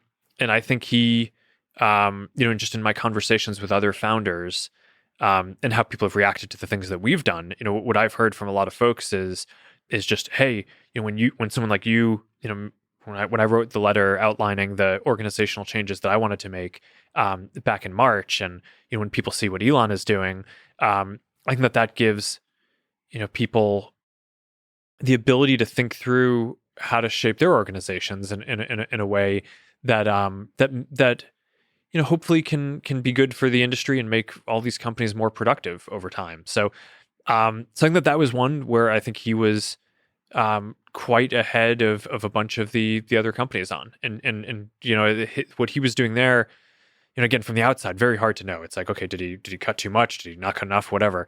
I don't think it's like my place to opine on that. And you asked for a positive framing of the question of what do I admire, or what do I think it went well. But I think that, like, certainly his actions led me, and I think a lot of other folks in the industry, to think about, hey, are we kind of doing this as much as we should? Like, could we make our companies better by pushing on some of these same principles? Well, the two of you are on the top of the world in terms of leading the development of tech, and I wish there was more both way camaraderie and kindness, more love in the world, because love is the answer. But let me ask on a point of efficiency. You recently announced multiple stages of layoffs at Meta. what are the most painful aspects of this process, given for the individuals, the painful effects it has on those people's lives? Yeah, I mean, that's it. And that's it. I mean, and you basically have a significant number of people who, this is just not the end of their time at Meta that they or I, would have hoped for when they joined the company. And I mean, running a company, people are, constantly joining and leaving the company for different directions, but for different reasons. But and layoffs are, I think, uniquely challenging and tough in that you have a lot of people leaving for reasons that aren't connected to their own performance, or the culture not being a fit at that point. It's really just it's a kind of strategy decision, and sometimes financially required, but not fully in our case. I mean, especially on the changes that we made this year, a lot of it was more kind of culturally and strategically driven by this push where I wanted us to become a stronger technology company with a more of a focus on building more technical and more of a focus on building higher quality products faster. And I just view the external world as quite volatile right now. And I wanted to make sure that we had a stable position to be able to continue investing in these long-term ambitious projects that we have around, continuing to push AI forward and continuing to push forward all the metaverse work. And in order to do that, in light of the pretty big thrash that we had seen over the last 18 months, some of it macroeconomic induced, some of it specific, some of it competitively induced, some of it just because of bad decisions, right, or things that we got wrong. I don't know. I decided that we needed to get to a point where we were a lot leaner. But look, I mean, but then, okay, it's one thing to do that, to like decide that at a high level. Then the question is, how do you execute that as compassionately as possible? And there's no good way.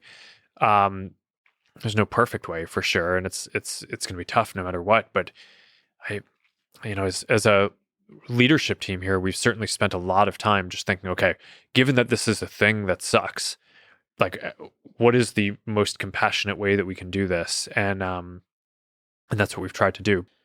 And you mentioned there's an increased focus on engineering, on tech, so the technology teams, tech-focused teams, on building products. Yeah, I mean, I want to empower engineers more, the people who are building things, the technical teams. Part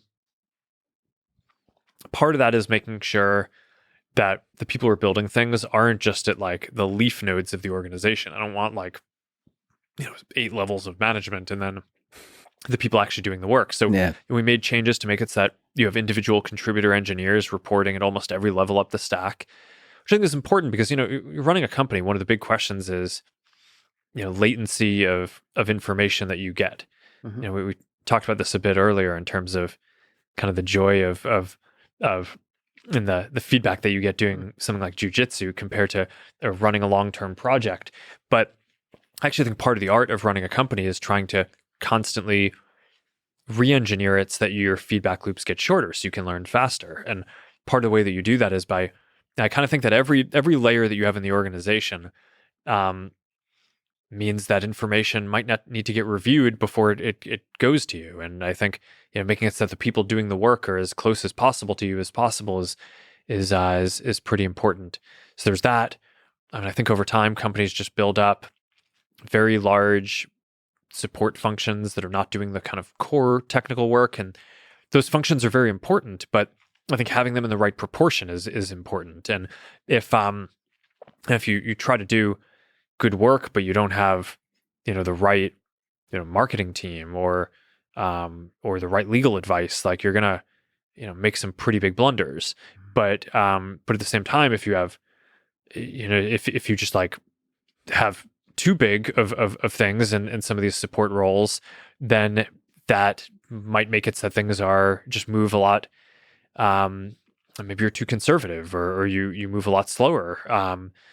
than you should otherwise. I just use those are just examples, but but How do you find that balance? It's really tough. yeah, So, no, but it's a constant equilibrium that you're searching for. yeah, how many managers to have? What are the pros and cons of managers? Well, I mean, I believe a lot in management. I think there are some people who think that it doesn't matter as much, but look, I mean, we have a lot of younger people at the company for whom this is their first job, and people need to grow and learn in their career, and I think that all that stuff is important. But here's one mathematical way to look at it. At the beginning of this, I asked our people team what was the average number of reports that a manager had, and I think it was around 3, maybe 3 to 4, but closer to 3. I was like, wow, like a manager can, best practices, the person can manage, 7 or 8 people. Mm-hmm.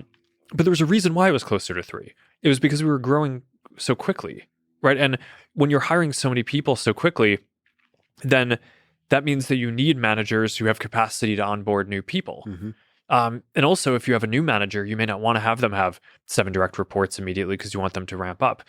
But the thing is, going forward, I don't want us to actually hire that many people that quickly, right? So I actually think we'll just do better work if we have more constraints and we're leaner as an organization. So in a world where we're not adding so many people as quickly, is it as valuable to have a lot of managers who have extra capacity waiting for new people? No, right? So now we could sort of defragment the organization and get to a place where the average is closer to that 7 or 8.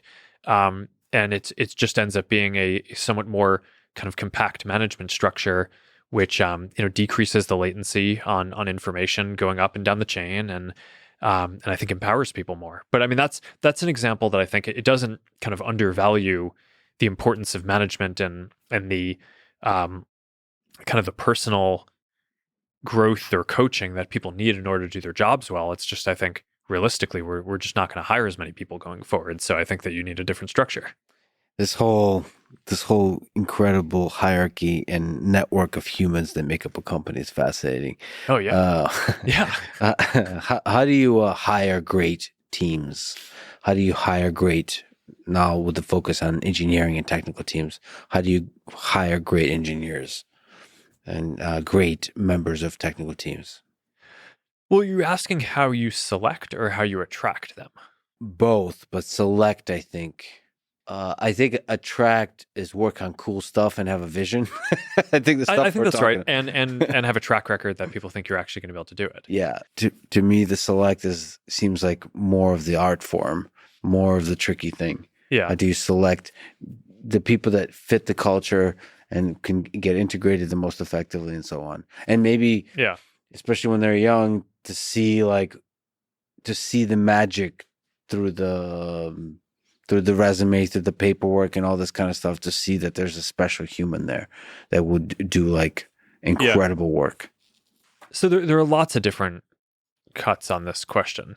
I mean, I think when an organization is growing quickly, one of the big questions that teams face is, do I hire this person who's in front of me now because they seem good, or do I hold out to get someone who's even better?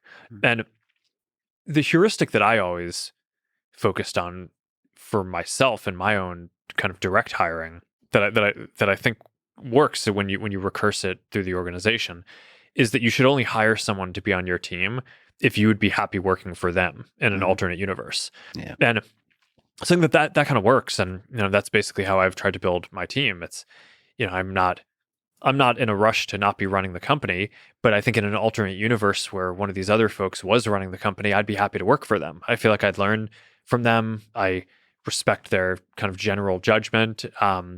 They're all very insightful. They have good values.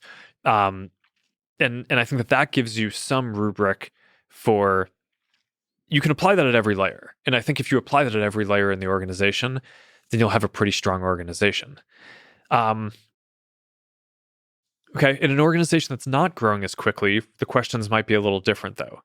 And there, you asked about young people specifically, like people out of college. And one of the things that we see is, it's a pretty basic lesson, but like, we have a much better sense of who the best people are who have interned at the company for a couple of months than by looking at them at kind of a resume or a short interview loop. I mean, obviously the in-person feel that you get from someone probably tells you more than the resume. And you can do some basic skills assessment, but a lot of the stuff really just is cultural. People thrive in different environments, and on different teams, even within a specific company.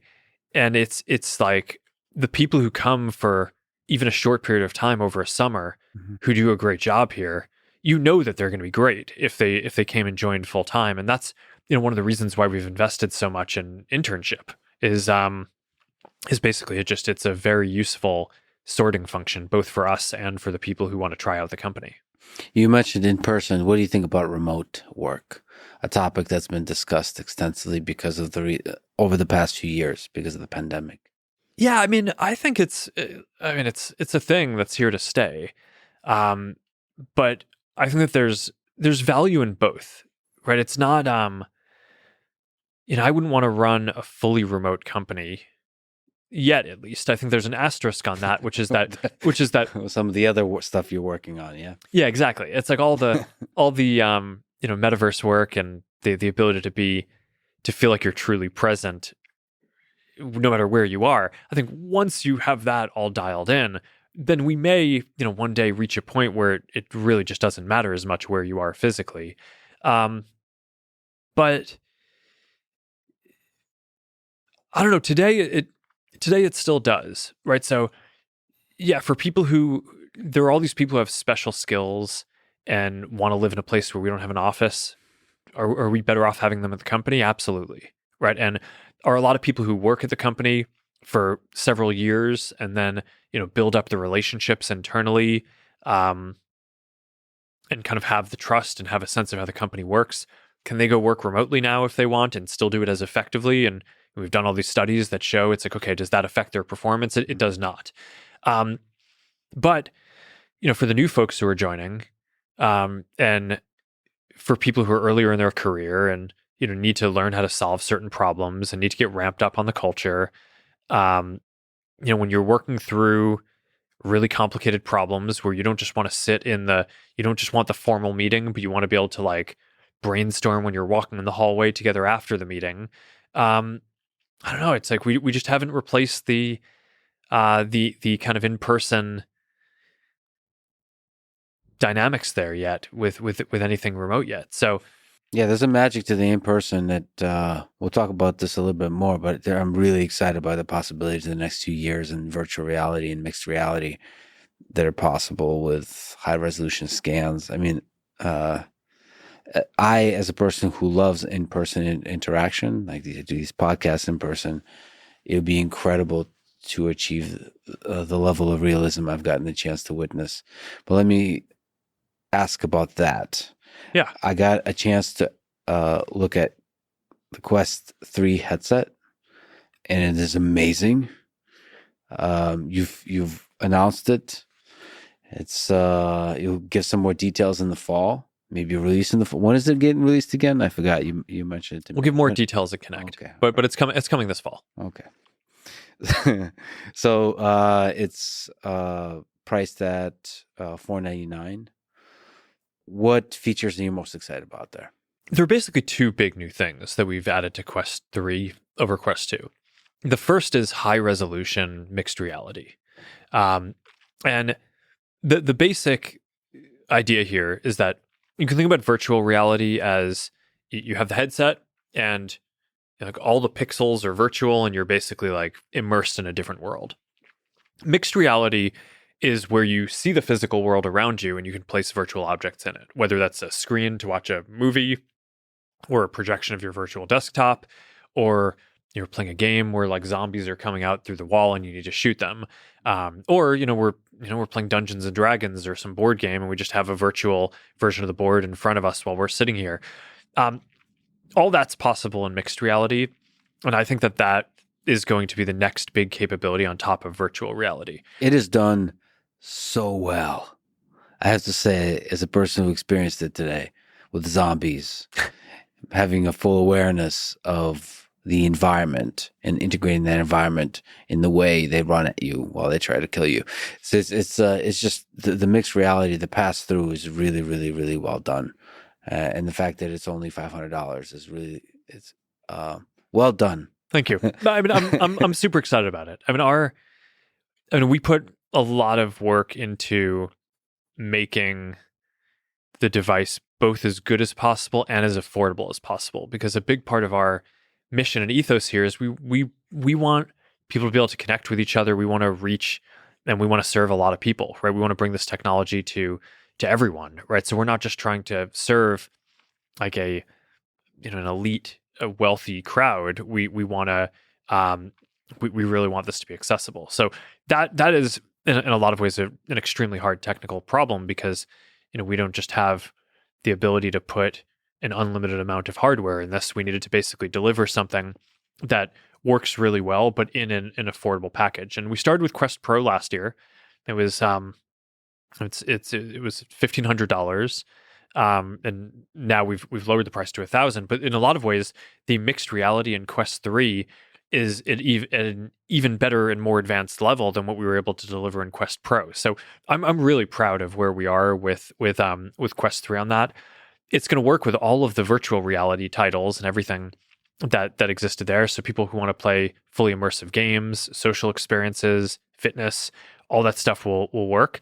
But now you'll also get mixed reality too, which I think people really like, because it's sometimes you want to be super immersed in a game, but a lot of the time, especially when you're moving around, if you're active, like you're doing some fitness experience, let's say you're like doing boxing or something, it's like you kind of want to be able to see the room around you, so that way that like I'm not going to punch a lamp or something like that.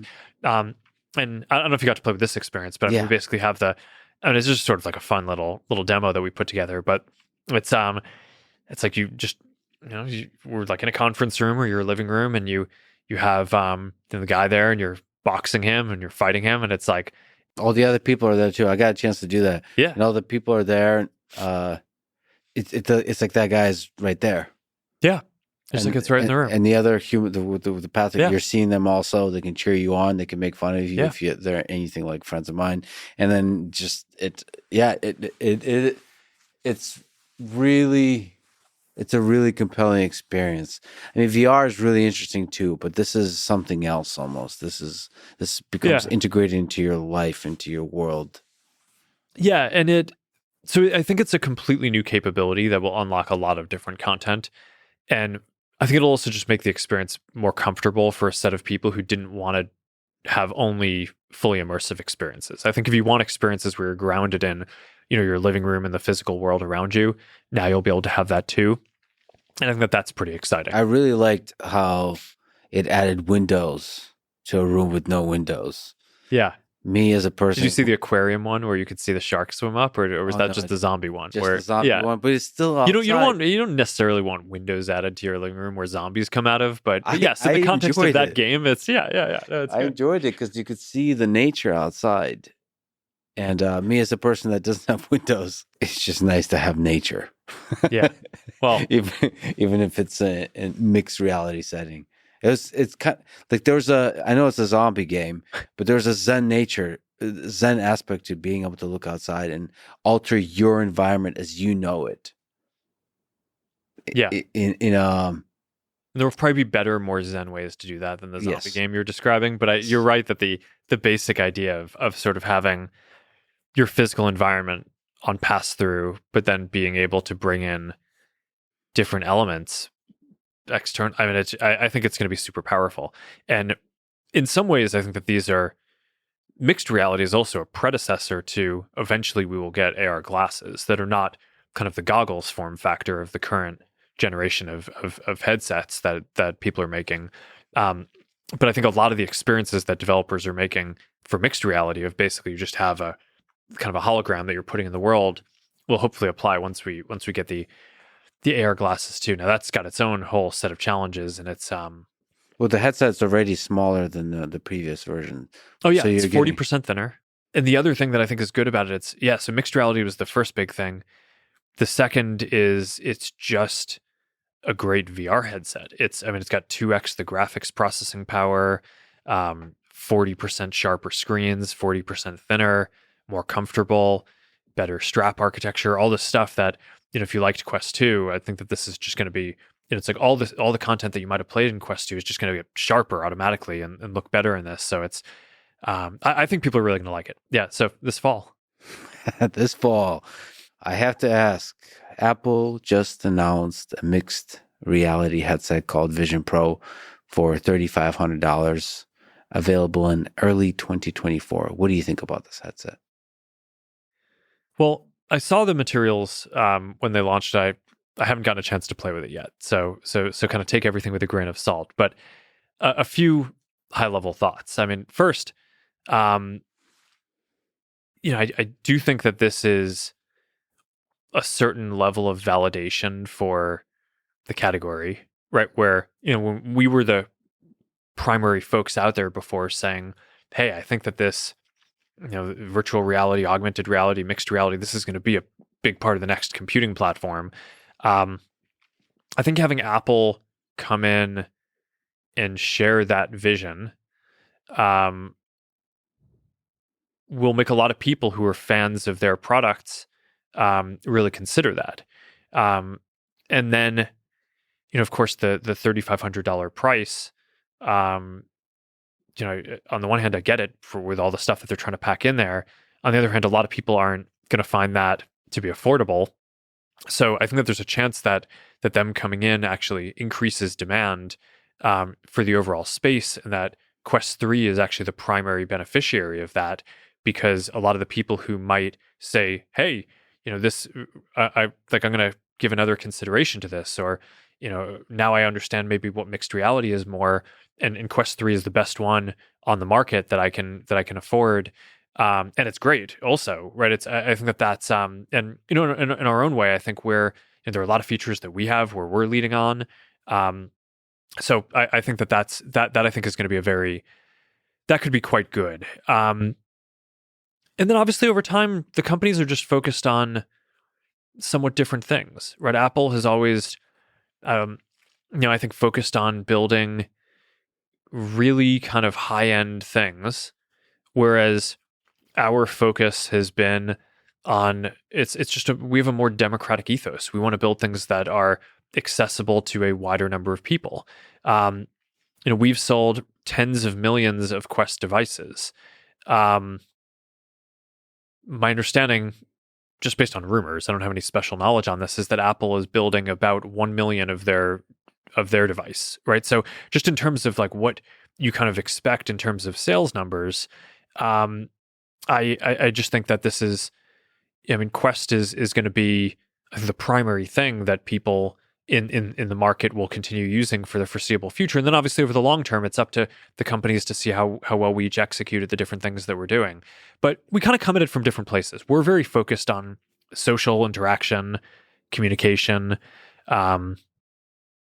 being more active, right? So there's fitness, there's gaming, there are those things. Whereas I think a lot of the use cases that you saw in Apple's launch material were more around, people sitting, people looking at screens, which are great. I think that you will replace your laptop over time with a headset. But I think in terms of kind of how the different use cases that the companies are going after, they're a bit different for where we are right now. Yeah, so their gaming wasn't a big part of the presentation, which is interesting.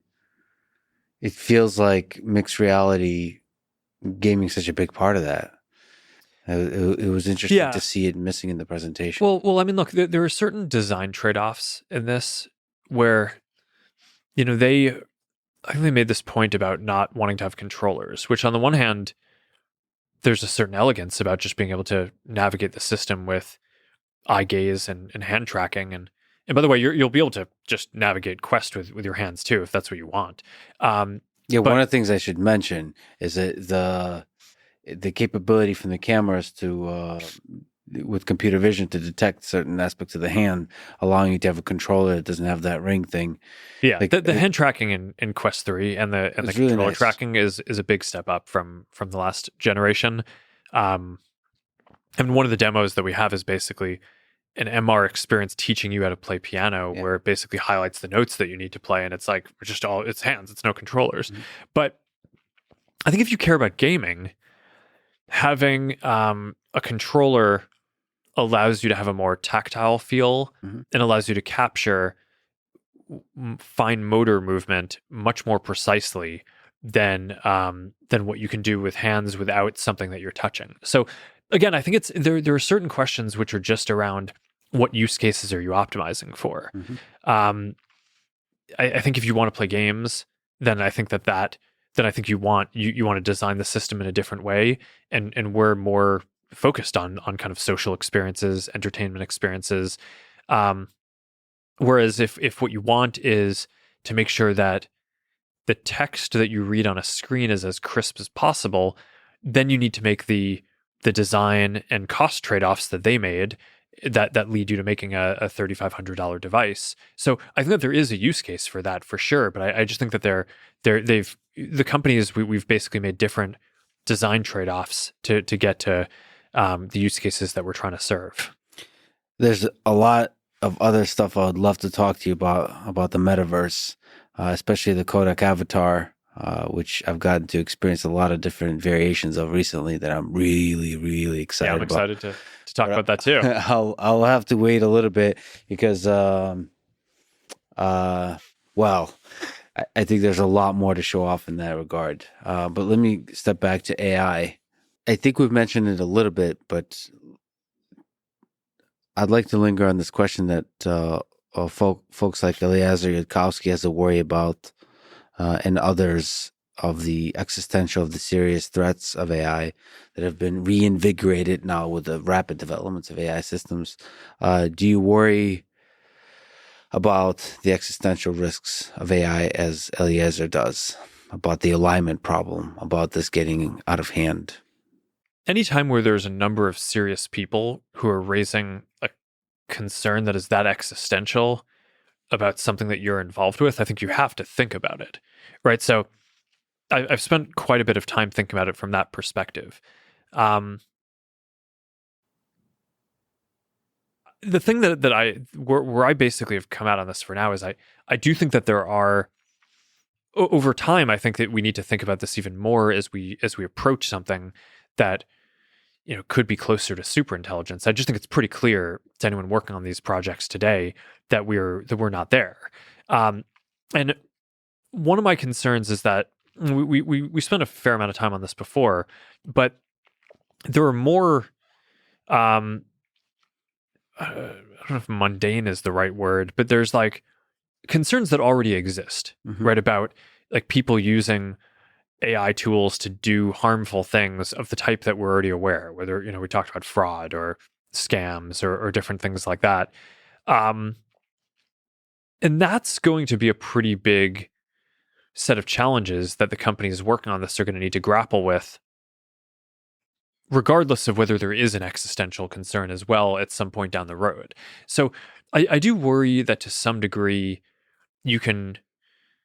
people can get a little too focused on some of the tail risk and then not do as good of a job as we need to on the things that can be almost certain are going to come down the pipe as real risks that kind of manifest themselves in the near term. So for me, I've spent most of my time on that once I kind of made the realization that the size of models that we're talking about now in terms of what we're building are just quite far from the superintelligence type concerns that people raise. But I think once we get a couple steps closer to that, I know as we do get closer, I think that those, there are going to be some novel risks and issues about how we make sure that the systems are safe, for sure. I guess here, just to take the conversation in a somewhat different direction, I think in some of these debates around safety, I think the concepts of intelligence and autonomy, or like the being of the thing, as an analogy, they get kind of conflated together. And I think it very well could be the case that you can make something and scale intelligence quite far but that may not manifest the safety concerns that people are saying, in the sense that, I mean, just if you look at human biology, it's like, all right, we have our neocortex is where all the thinking happens, right? And it's not really calling the shots at the end of the day. We have a much more, primitive old brain structure, for which our neocortex, which is this powerful machinery, is basically just a kind of prediction and reasoning engine to help it kind of, like our very simple brain, decide how to plan and do what it needs to do in order to achieve these like very kind of basic impulses. And I think that you can think about some of the development of intelligence along the same lines, where just like our neocortex doesn't have free will or autonomy, we might develop these wildly intelligent systems that are much more intelligent than our neocortex, have much more capacity, but are, in the same way that our neocortex is sort of subservient and is used as a tool by our kind of simple impulse brain.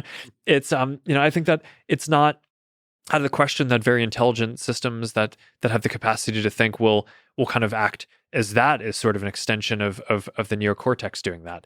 So I think my own view is that where we really need to be careful is on the development of autonomy and how we think about that.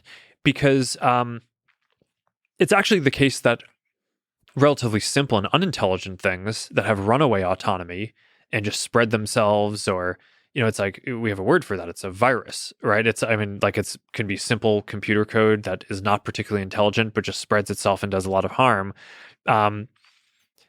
biologically or computer. And I just think that these are somewhat separable things. And a lot of what I think we need to develop when people talk about safety and responsibility is really the governance on the autonomy that can be given to systems.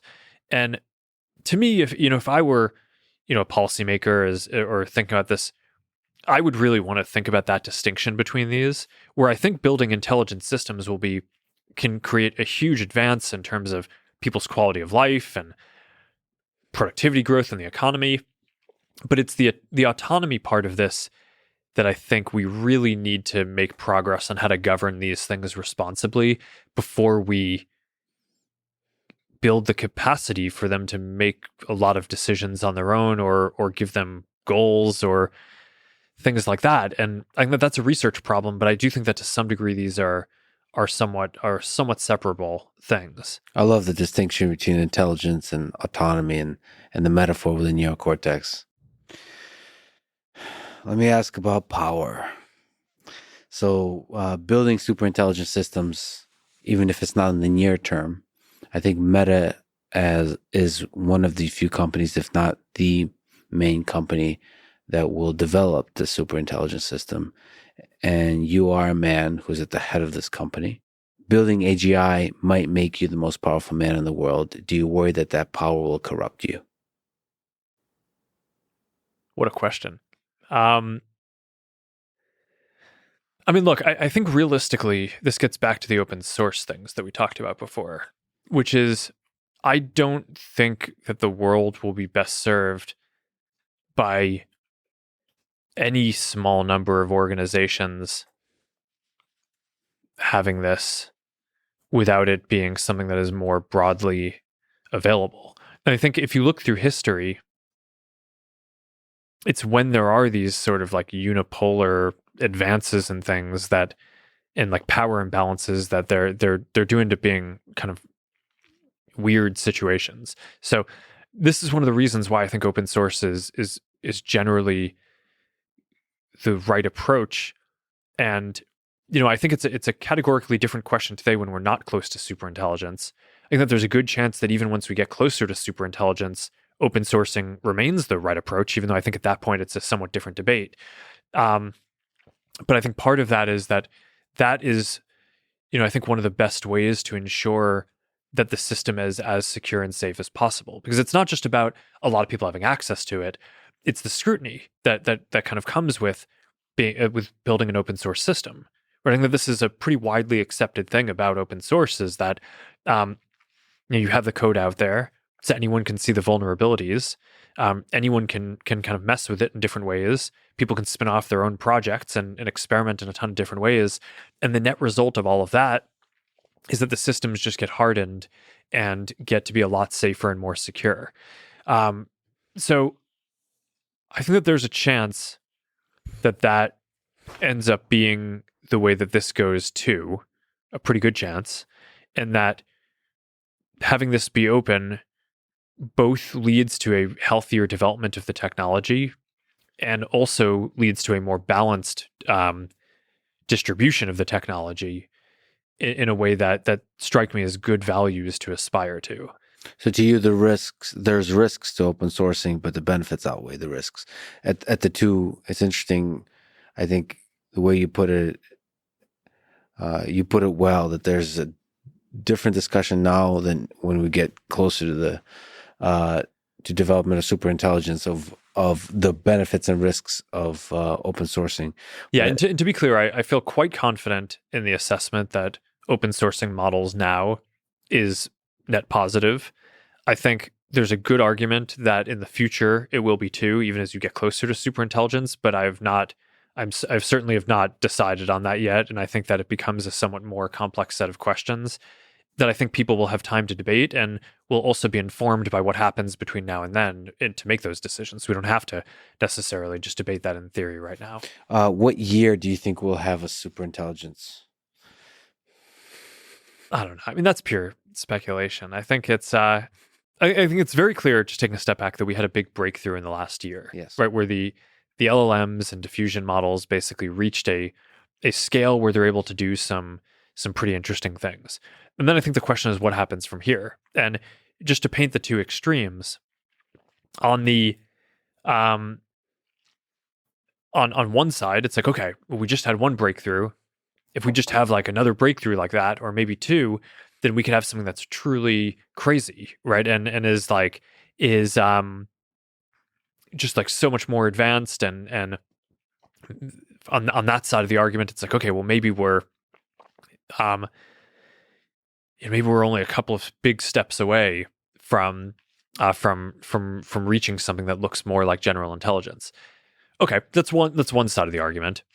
And the other side, which is what we've historically seen a lot more, is that a breakthrough leads to, in that Gartner hype cycle, there's like the hype, and then there's the trough of disillusionment after, when like people think that there's a chance that, hey, okay, there's a big breakthrough. Maybe we're about to get another big breakthrough. And it's like, actually, you're not about to get another breakthrough. You're actually just gonna have to sit with this one for a while. And it could be 5 years, it could be 10 years, it could be 15 years until you figure out the kind of the next big thing that needs to get figured out.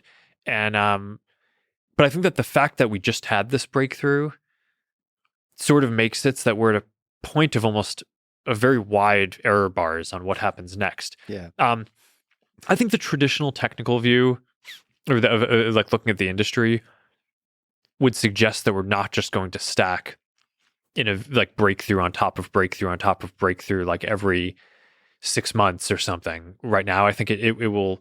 I would guess that it will take somewhat longer in between these, but I don't know. Well, but I tend to be pretty optimistic about breakthroughs too. So I think if you normalized for my normal optimism, then maybe it would be even slower than what I'm saying. But even within that, like I'm not even opining on the question of how many breakthroughs are required to get to general intelligence, because no one knows.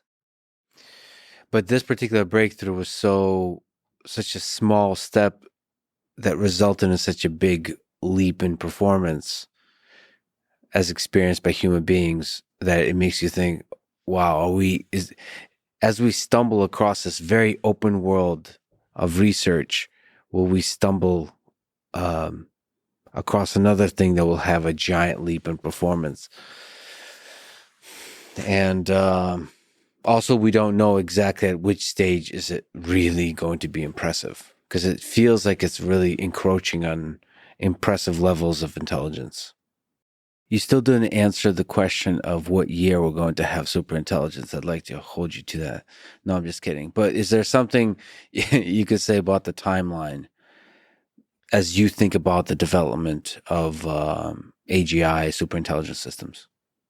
Sure. So I still don't think I have any particular insight on when like a singular AI system that is a general intelligence will get created. But I think the one thing that most people in the discourse that I've seen about this haven't really grappled with is that we do seem to have organizations and structures in the world that exhibit greater than human intelligence already. So, one example is a company. It acts as an entity. It has a singular brand.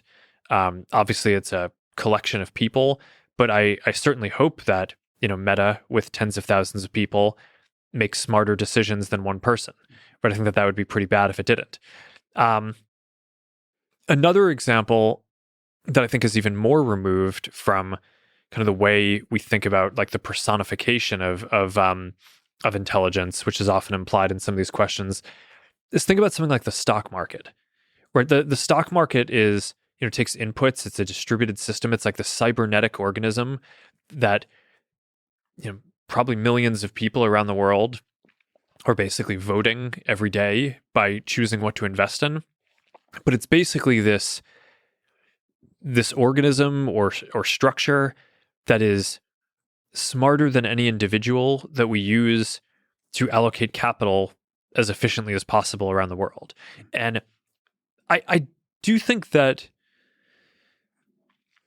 this notion that there are already these cybernetic systems that are either melding the intelligence of multiple people together or melding the intelligence of multiple people and technology together to form something which is dramatically more intelligent than any individual in the world,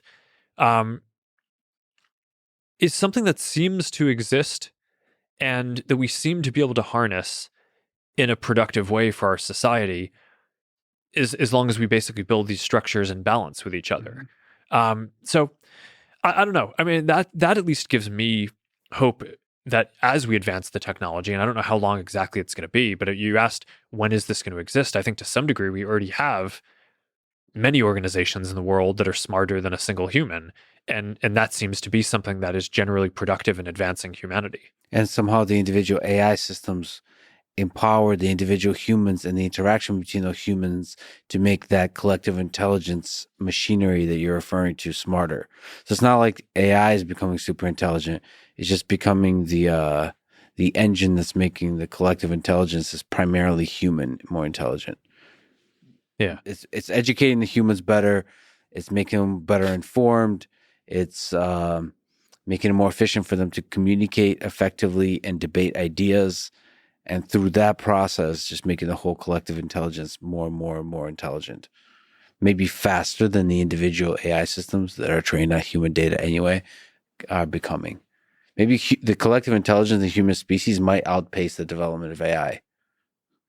Just like I think there is a balance in here, because I mean, if like, if a lot of the input that the systems are being trained on is basically coming from feedback from people, then a lot of the development does need to happen in human time, right? It's not like a machine will just be able to go learn all this stuff about how people think about stuff. There's a cycle to how this needs to work. This is an exciting world we're living in, and that you're at the forefront of developing. One of the ways you keep yourself humble, like we mentioned with jiu-jitsu, is doing some really difficult challenges, mental and physical. One of those you've done very recently is the Murph challenge, and you got a really good time. It's 100 pull-ups, 200 push-ups, 300 squats, and a mile before and a mile run after.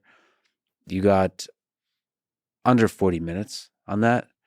What was the hardest part? I think a lot of people were very impressed. It's a very impressive time. I was. How crazy happy. are you? I guess was the question I'm asking. But it wasn't my best time, but I anything under 40 minutes I'm happy with. Yeah. It wasn't your best time. Nah, I think I've done it a little faster before, but not much. I mean, it's and of my friends, I did not win. on Memorial Day. One of my friends did it actually several minutes faster than me. But just to clear up one thing that I think was, I saw a bunch of questions about this on the internet. There are multiple ways to do the Murph challenge. There's a kind of partitioned mode where you do sets of pull-ups, push-ups, and squats together. And then there's unpartitioned where you do the 100 pull-ups and then the 200 push-ups and then the 300 squats in serial. And obviously if you're doing them unpartitioned, then it takes longer to get through the 100 pull-ups because anytime that you're resting in between the pull-ups, you're not also doing push-ups and squats. So my I'm sure my unpartitioned time would be quite a bit slower, but no, I think at the end of this, I don't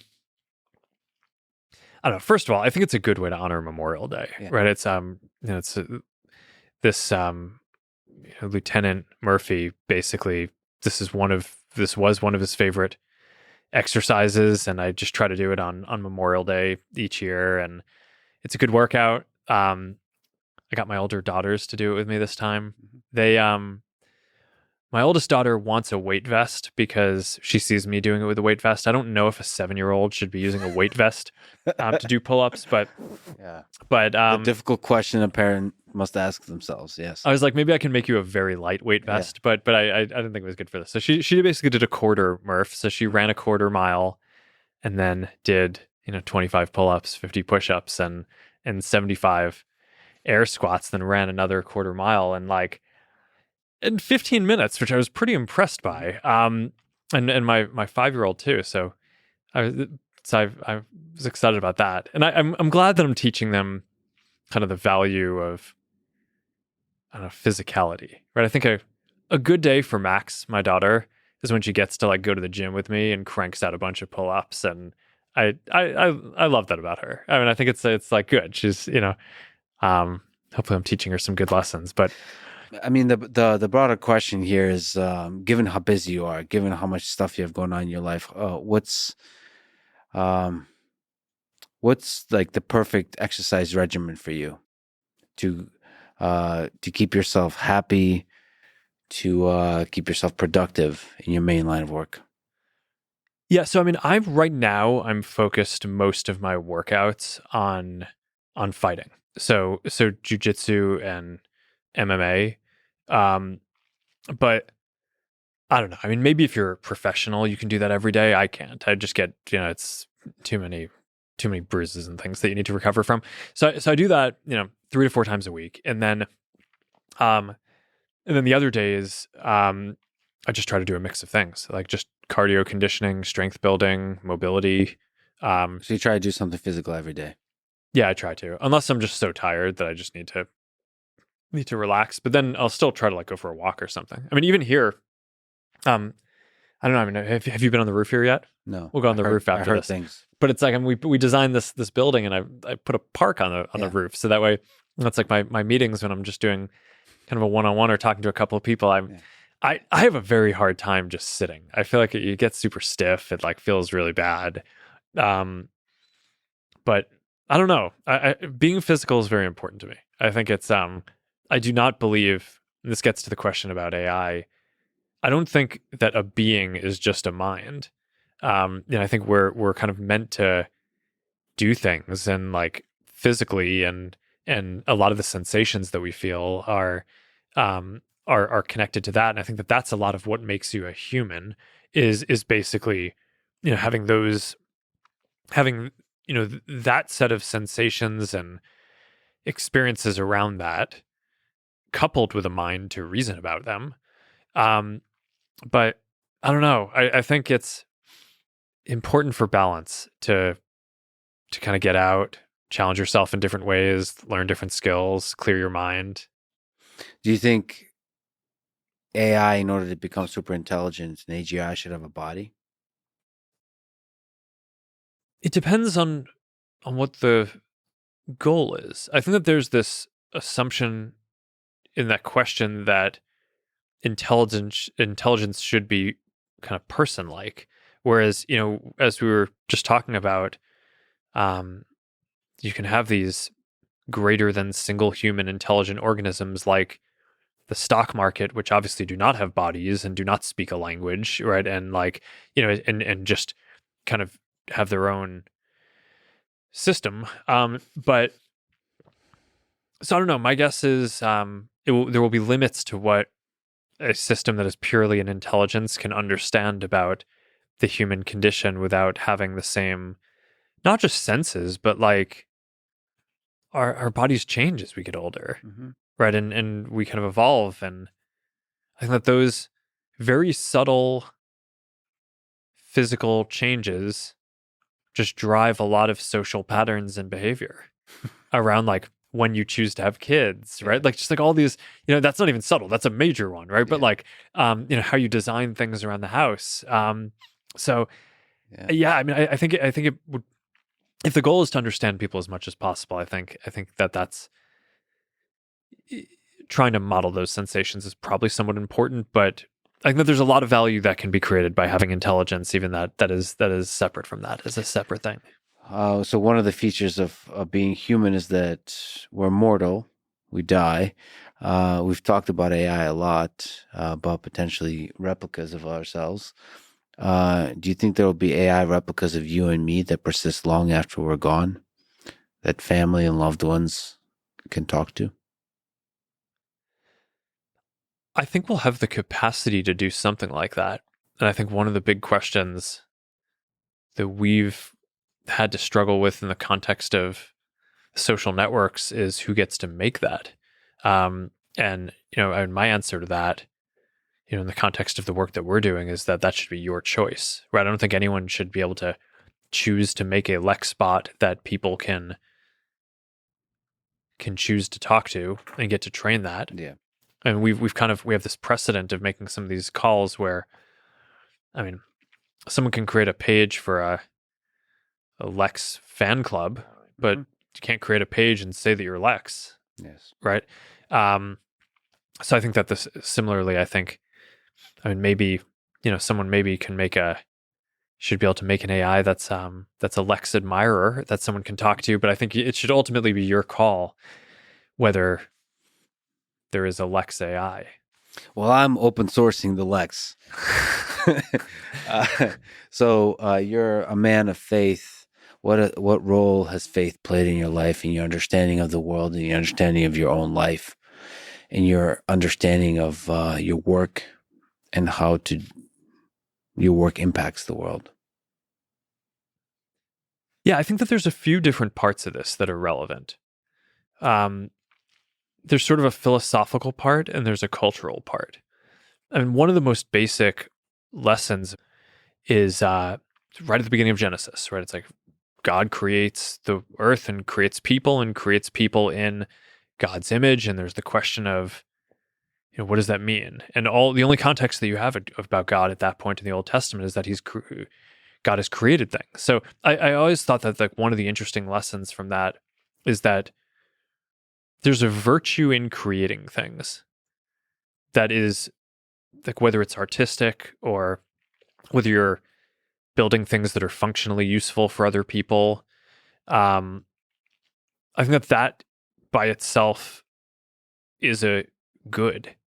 And that kind of drives a lot of how I think about morality and my personal philosophy around like what is a good life, right? I think it's one where you're helping the people around you and you're being a kind of positive creative force in the world that is helping to bring new things into the world, whether they're amazing other people, kids, or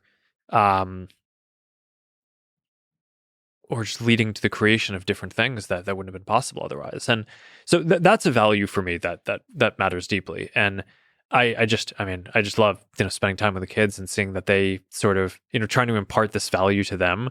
And, it's like, nothing makes me happier than like when I come home from work and, I see like my daughter's like building Legos on the table or something. It's like, all right, I did that when I was a kid, right? So many other people are doing this.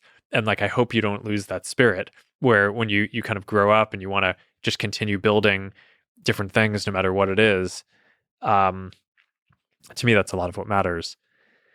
That's the philosophical piece. I think the cultural piece is just about community and values, and that part of things I think has just become a lot more important to me since I've had kids. It's almost autopilot when you're a kid. You're in the kind of getting imparted to phase of your life, but and I didn't really think about religion that much for a while. I was in college,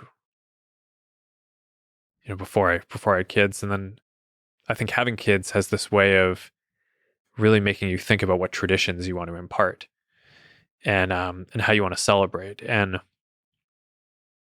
like what balance you want in your life. And I mean, a bunch of the questions that you've asked and a bunch of the things that we're talking about. Just the irony of the curtains coming down as we're talking about mortality. But once again, Yeah. same as last time. This is just that the universe works in. We are definitely living in a simulation. But go ahead. Community, tradition, and the values that faith and religion instills. A lot of the topics that we've talked about today are around how do you balance, whether it's running a company or different responsibilities with this. I don't know. Yeah. How do you kind of balance that? And I always also just think that it's very grounding to just believe that there's something that is much bigger than you that is guiding things. That, amongst other things, gives you a bit of humility. As you pursue that spirit of creating that you spoke to, creating beauty in the world. And as Dostoevsky said, beauty will save the world. Mark, I'm a huge fan of yours. Honored to be able to call you a friend, and I am looking forward to both kicking your ass and you kicking my ass on the mat tomorrow in jiu-jitsu. This incredible sport and art that we both participate in. Thank you so much for talking today. Thank you for everything you're doing in so many exciting realms of technology and human life. I can't wait to talk to you again in the metaverse. Thank you. Thanks for listening to this conversation with Mark Zuckerberg. To support this podcast, please check out our sponsors in the description. And now, let me leave you with some words from Isaac Asimov. It is change, continuing change, inevitable change, that is the dominant factor in society today. No sensible decision can be made any longer without taking into account not only the world as it is, but the world as it will be. Thank you for listening, and hope to see you next time.